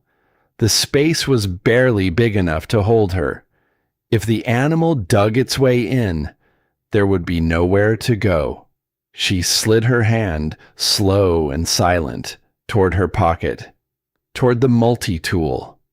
Her fingers closed around the cold metal, and she drew it out, and she held it ready in the dark, her only weapon, a little folding blade against the teeth and claws of a thing built to kill. The animal scratched at the outside of the bale. She heard the frantic scrape of claws against the icy crust, tearing at the frozen hay.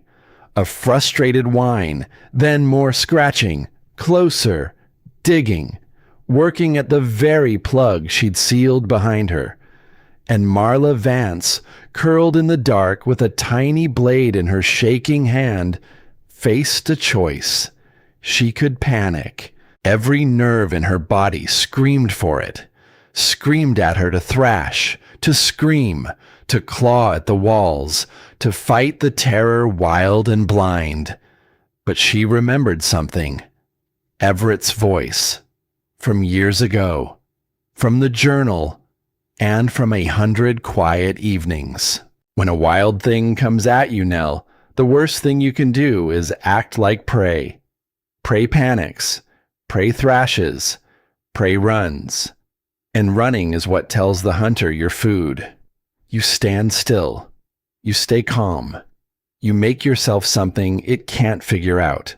Most times, a calm thing frightens a wild thing more than a screaming one. Stay calm. Of all the things to ask of a woman sealed in the dark with a predator digging toward her, stay calm. Marla closed her eyes, and she breathed, slow, deep, silent. She forced the panic down, down, down, the way she'd forced so much down in her life. But this time, not to hide it. This time, to master it. She made herself into stone, into stillness, into a thing the animal outside could not read, could not understand, could not frighten into running. She did not thrash. She did not scream. She simply waited, calm and cold, and still as the deep dark itself, her breath slow, her blade ready, her heart somehow steadying in her chest. And a strange thing happened as she waited. The fear didn't leave her, but it stopped ruling her, because she realized, curled there in the dark, that she wasn't the frightened old woman her children thought she was. She wasn't the fragile thing to be managed and put away. Out here in the killing cold, with a predator at her door, she was calm. She was steady. She was capable. The very thing they'd said she'd lost. The strength to handle herself, alone, when it counted most. She still had it. She'd had it all along. The scratching went on. The whine came again, sharper, more frustrated. The animal circled. She could hear it moving around the outside of the bale, probing, testing, looking for a way in. And she turned slowly inside her chamber, following the sound, keeping her back to it always, her blade always between herself and the noise. Calm, steady, waiting. Minutes passed. Long, agonizing minutes, each one stretched thin as wire. The smell of the animal seeped through the hay, wild and rank. Her arm ached from holding the blade. Her heart pounded. But her hand did not shake now, and her breath did not falter. She had decided she would not die afraid. And then the scratching slowed, stopped. The frozen crust of the bale, the solid packed wall of Everett's hay, had beaten the animal. It could not dig through. And whether it was that, or the storm rising again, or simply that it found her stillness too strange to bother with, it gave up. She heard it move off, heard the sniffing fade, heard the crunch of it retreating into the storm. Back into the white it had come from, off to seek some easier meal. And then it was gone. Marla did not move for a long time. She stayed pressed against the back wall, blade in hand, until she was sure, truly sure, until the only sound left was the storm's heartbeat returning, thudding soft against the bale once more. Then, slowly, she lowered the blade, and she let out a breath she felt like she'd been holding for a year. You were right, Everett, she whispered. And now there were tears again, but different ones. Stay calm. You always said it. And I did. I stayed calm. She laughed then, soft and shaky and disbelieving, in the warm dark. Because she'd done it. An old woman, alone, sealed in a bale of hay in the heart of a killing storm, faced down a predator with nothing but a folding knife and her own steady nerve, and won. Not by being strong the way a young person is strong, not with muscle or speed, but with calm, with patience, with the deep, hard-won steadiness of a woman who had already survived the worst thing life could do to her, and was still, somehow, standing. This was strength, not the absence of fear, the mastery of it, not the loud kind, the quiet kind, the kind that comes only with years, only with loss, only with a lifetime of learning how to keep breathing when everything in you wants to fall apart. The strength her children couldn't see because they were too young to know it existed. The strength that lived in an old woman's stillness. Slowly, cautiously, the mice crept back, one, then another, then the whole small family, returning to the warmth, settling once more against her boots, trusting her again. And Marla Vance gathered herself around them in the dark, and held them close, and felt something she had not felt in a whole long year. Not just survival, not just endurance, but something warmer, something like hope. She was going to make it through this night. She believed that now. Somehow, curled in the heart of Everett's hay with the field mice for company, and his wisdom in her heart, she believed it. And when the morning came, when someone came, they would not find a foolish old woman who'd wandered off to die. They would find Marla Vance, alive, still standing, still strong, still herself, and more herself perhaps than she had been in a very long time. Not much longer now, she whispered into the dark, to the mice, to Everett, to the small, stubborn flame of her own unbreakable heart. Just till morning. We can make it that far. We've come this far already. And outside, far above the sealed and silent Bale, the storm began, at last, to soften. Far from the sealed and silent Bale, in a house full of light and worry, a young woman named Delphine could not stop watching the door. She'd been watching it for hours. Her mother should have been back before dark. That was the thing that had started the cold knot in her stomach. Marla Vance was never late. Never. She was the kind of woman who called if she'd be 5 minutes behind. And she hadn't called. The phone just rang and rang into nothing. Delphine stood at the window of her mother's house, where she'd come at nightfall, telling herself she was being foolish, telling herself the storm had just knocked out the phone lines, telling herself her mother was probably sitting somewhere warm, waiting it out, annoyed at all the fuss. But the knot in her stomach only tightened, because a terrible thought had begun to circle her, and she couldn't make it stop. This is our fault. 3 nights ago, she and her brother had sat at this very table and told their mother she was too old, too frail, too much of a risk to be trusted out there alone.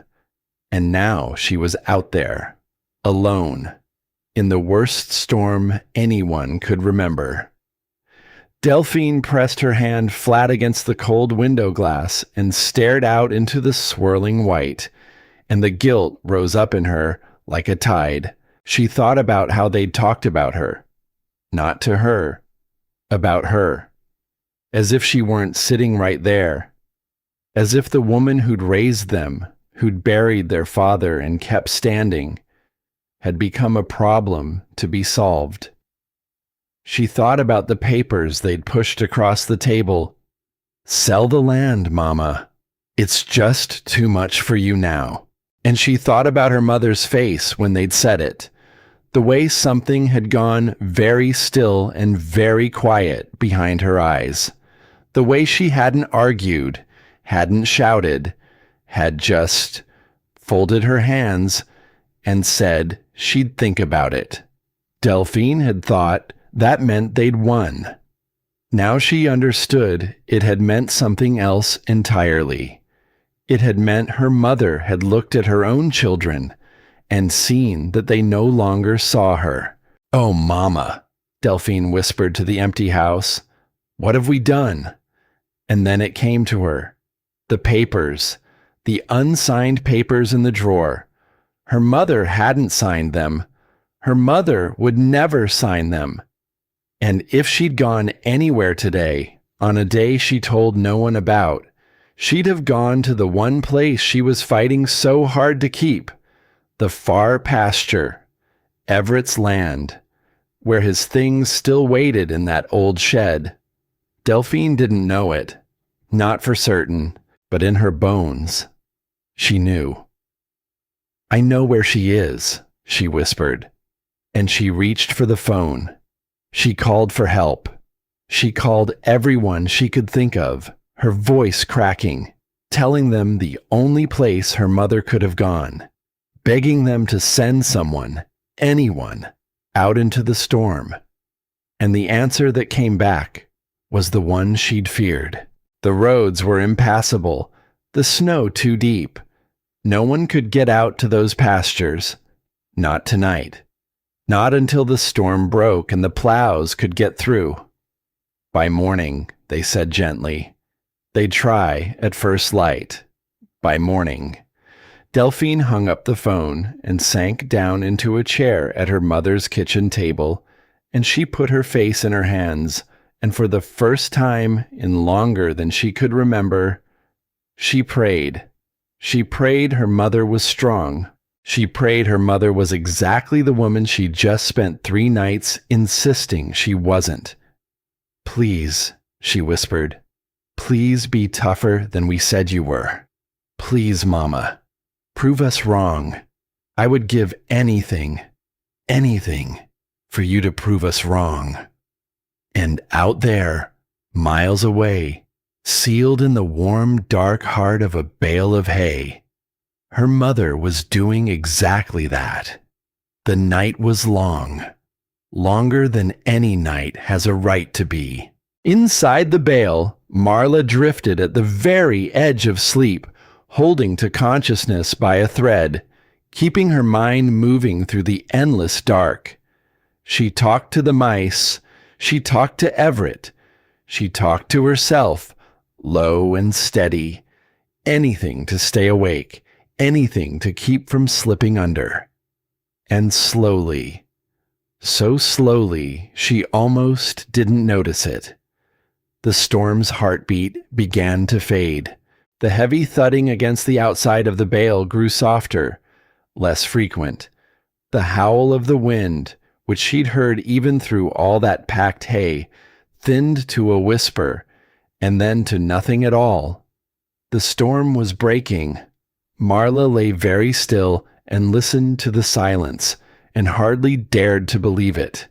She had made it through the worst of the night, the killing dark, the predator at her door, the long cold hours that should have finished her, and she was still here, still breathing, still Marla.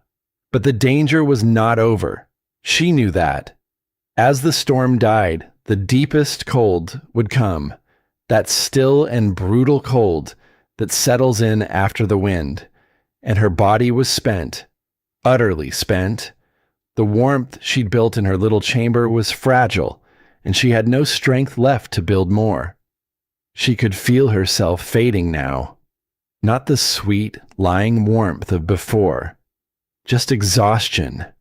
Just the slow winding down of a body that had given everything it had and had nothing left in reserve. She was so tired, and morning was still so far away. Just hold on, she whispered to herself, though her voice was barely a breath now. Just hold on till someone comes. They'll come. Delphine will worry. She'll figure it out. Just hold on. But even as she said it, she wondered if it was true. If anyone even knew where to look. If anyone could reach her through all that snow. She had made sure no one knew where she'd gone. That had been her pride. Her stubbornness. And now it might be the thing that killed her. After everything. After all that fighting. She might die in here, warm and safe and utterly hidden. An arm's length from survival. Simply because no one knew to look. The thought should have frightened her. But strangely, it didn't. Because she was not the same woman who'd driven out here yesterday morning. That woman had been half a ghost, hollow with grief, going through the motions of a life she'd stopped really living.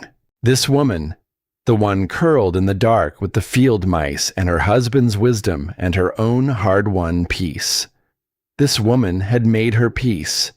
If morning came, she would live, and she would live differently, fuller, braver, having finally grieved, finally healed, finally understood her own strength.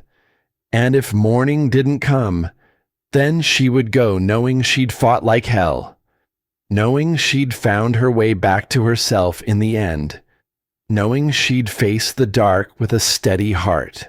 Either way, she was at peace. And that peace, that was the gift the long night had given her. The one thing the storm, for all its fury, could never take away. Marla closed her eyes, not to sleep, just to rest them, just for a moment, and she waited for whatever the morning would bring. The first gray light of dawn came soft and pale over a world made new.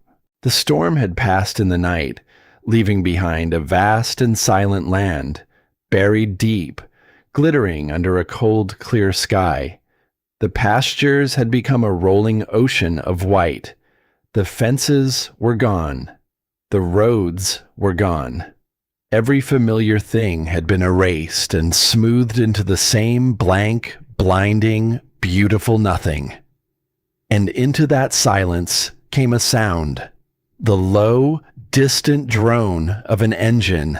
They had come at first light, just as they'd promised.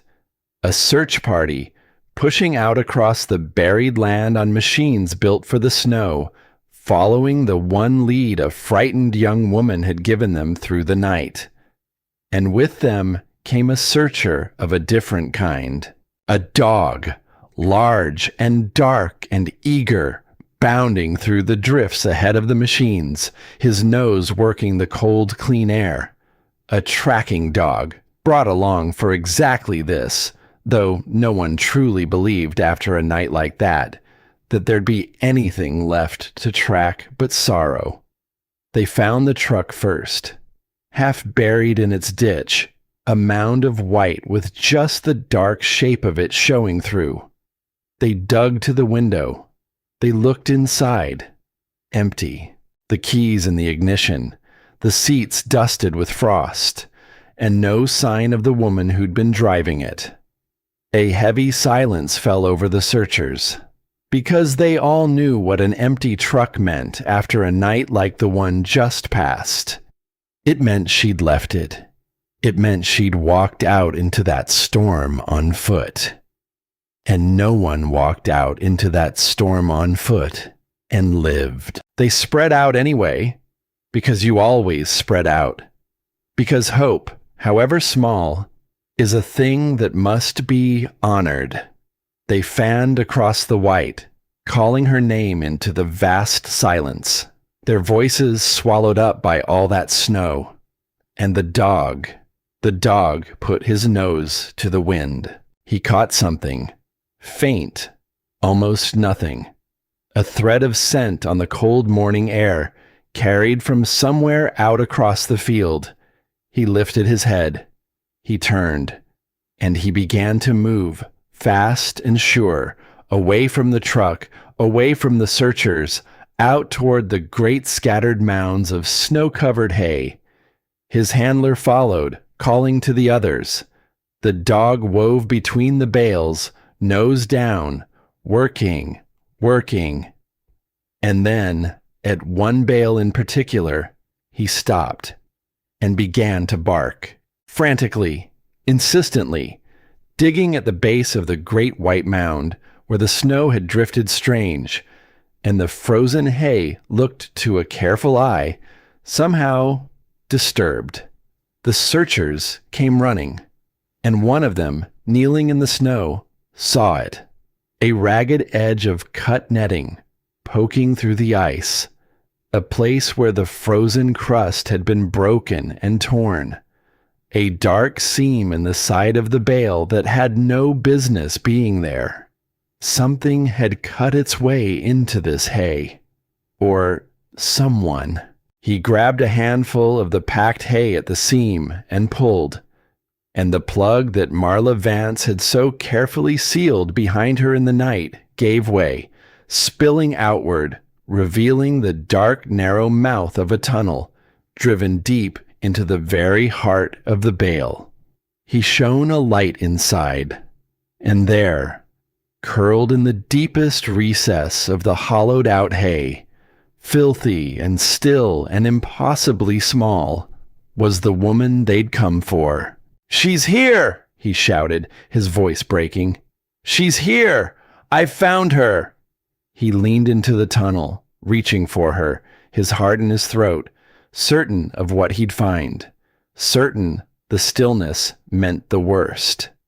And then the woman's eyes opened, slowly, squinting against the sudden light, pale and dazed and utterly spent, but alive.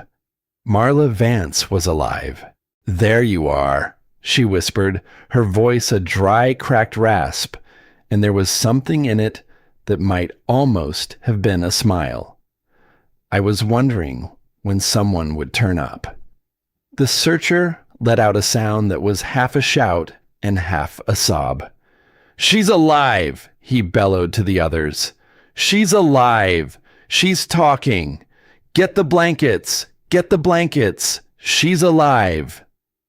And the still white morning erupted into frantic, joyful motion.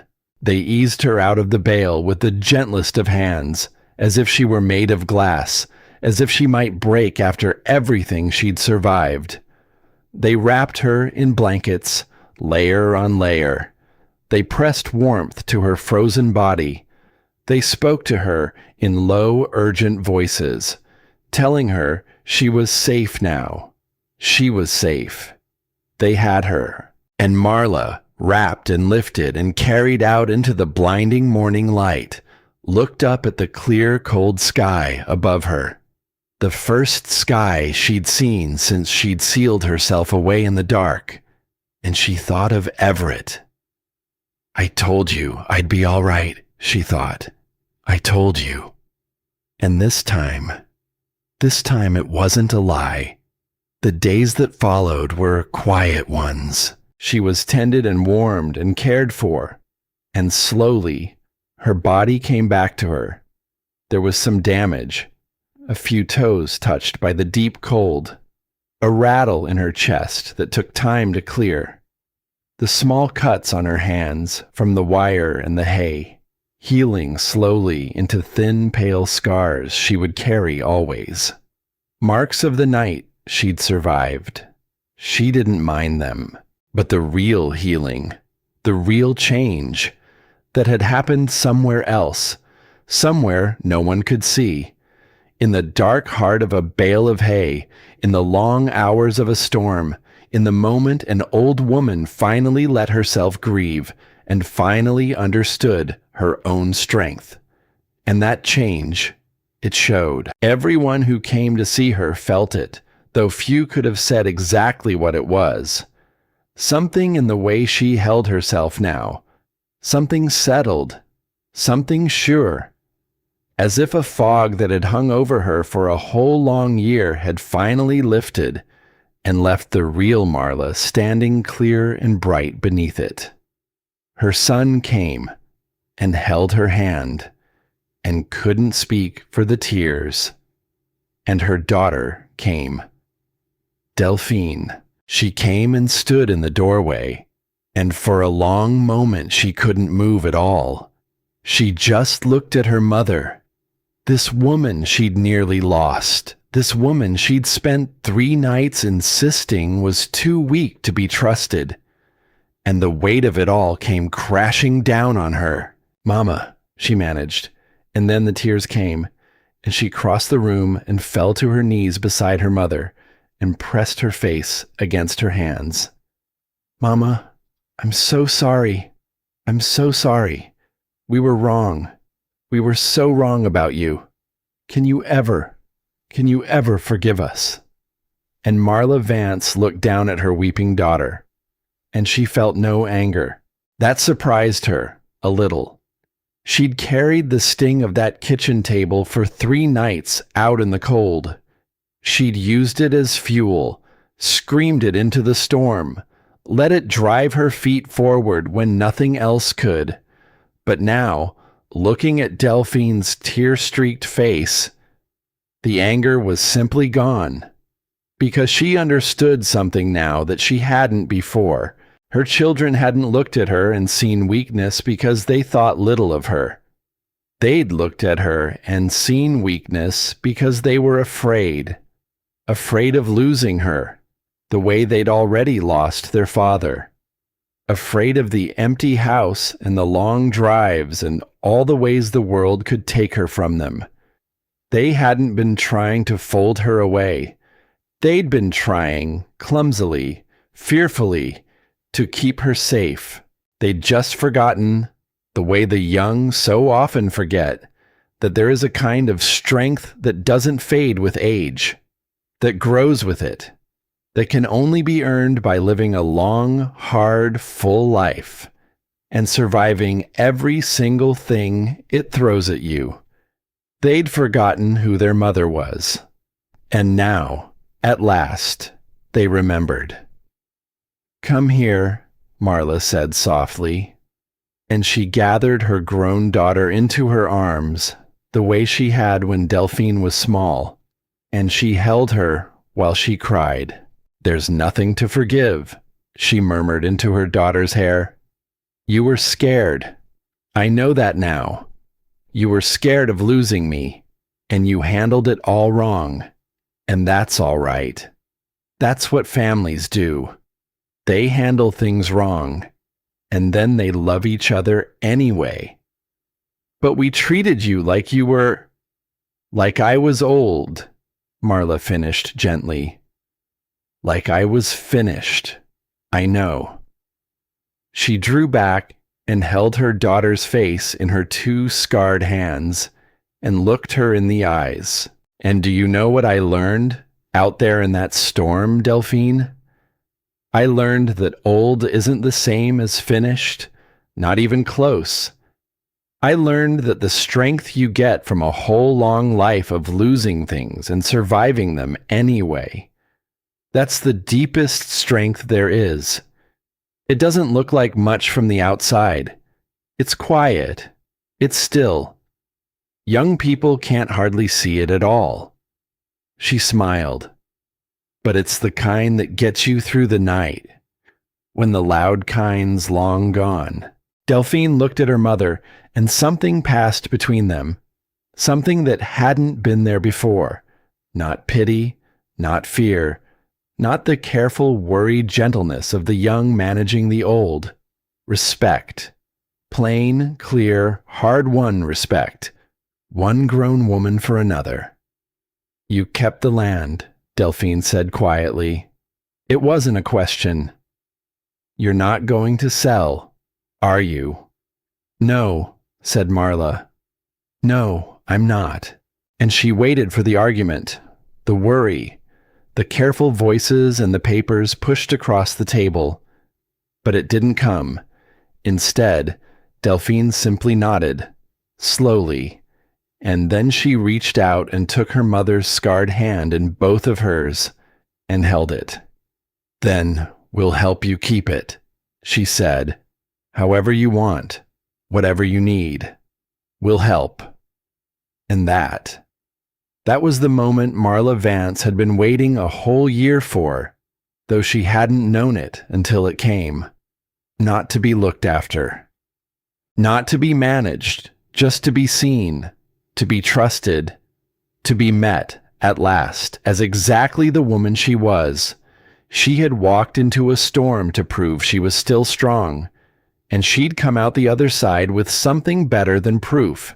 She'd come out with her family's respect, and her own, and a peace deep in her chest where the grief and the doubt had lived for so long.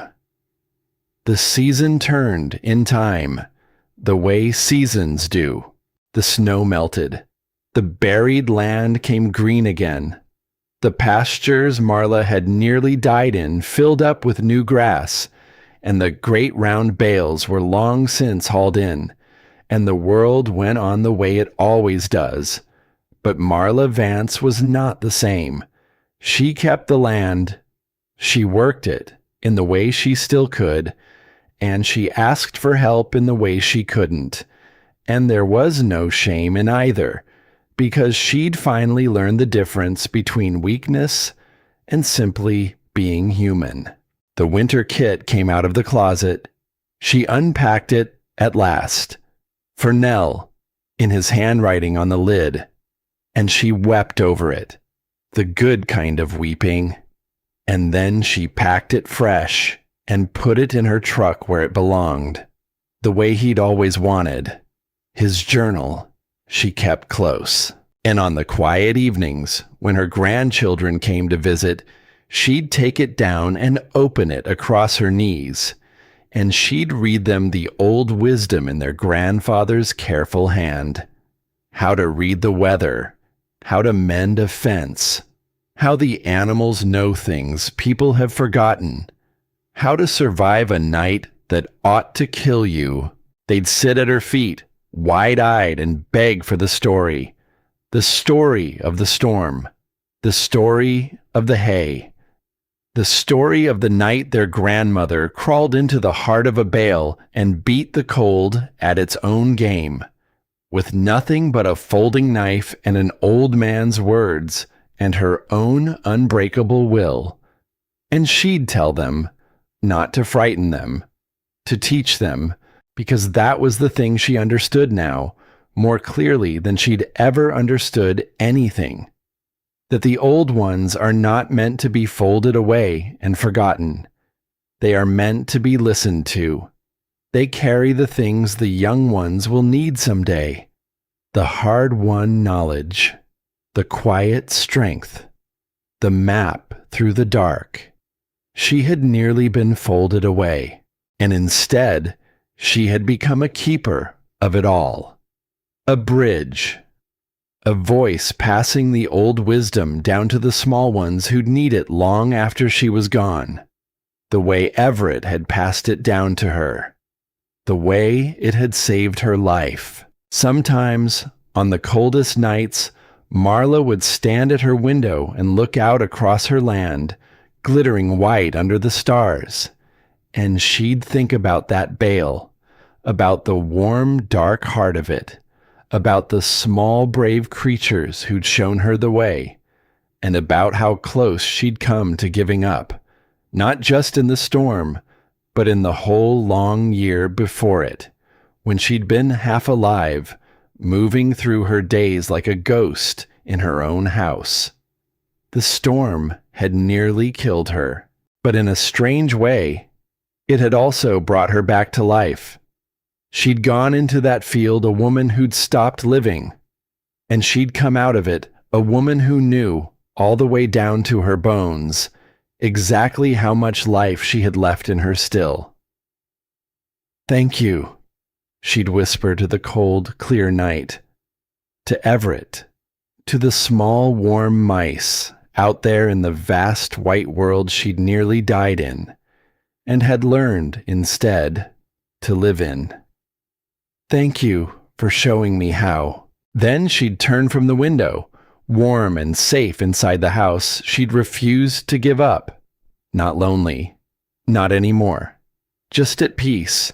The way of a woman who has finally made peace with her losses, and her love, and her own long life, and found that she is enough. That she had always been enough. And she'd go to her bed and sleep the deep and dreamless sleep of the truly unafraid, because she had walked into the dark and she had learned its secret, and she would never, ever be afraid of it again.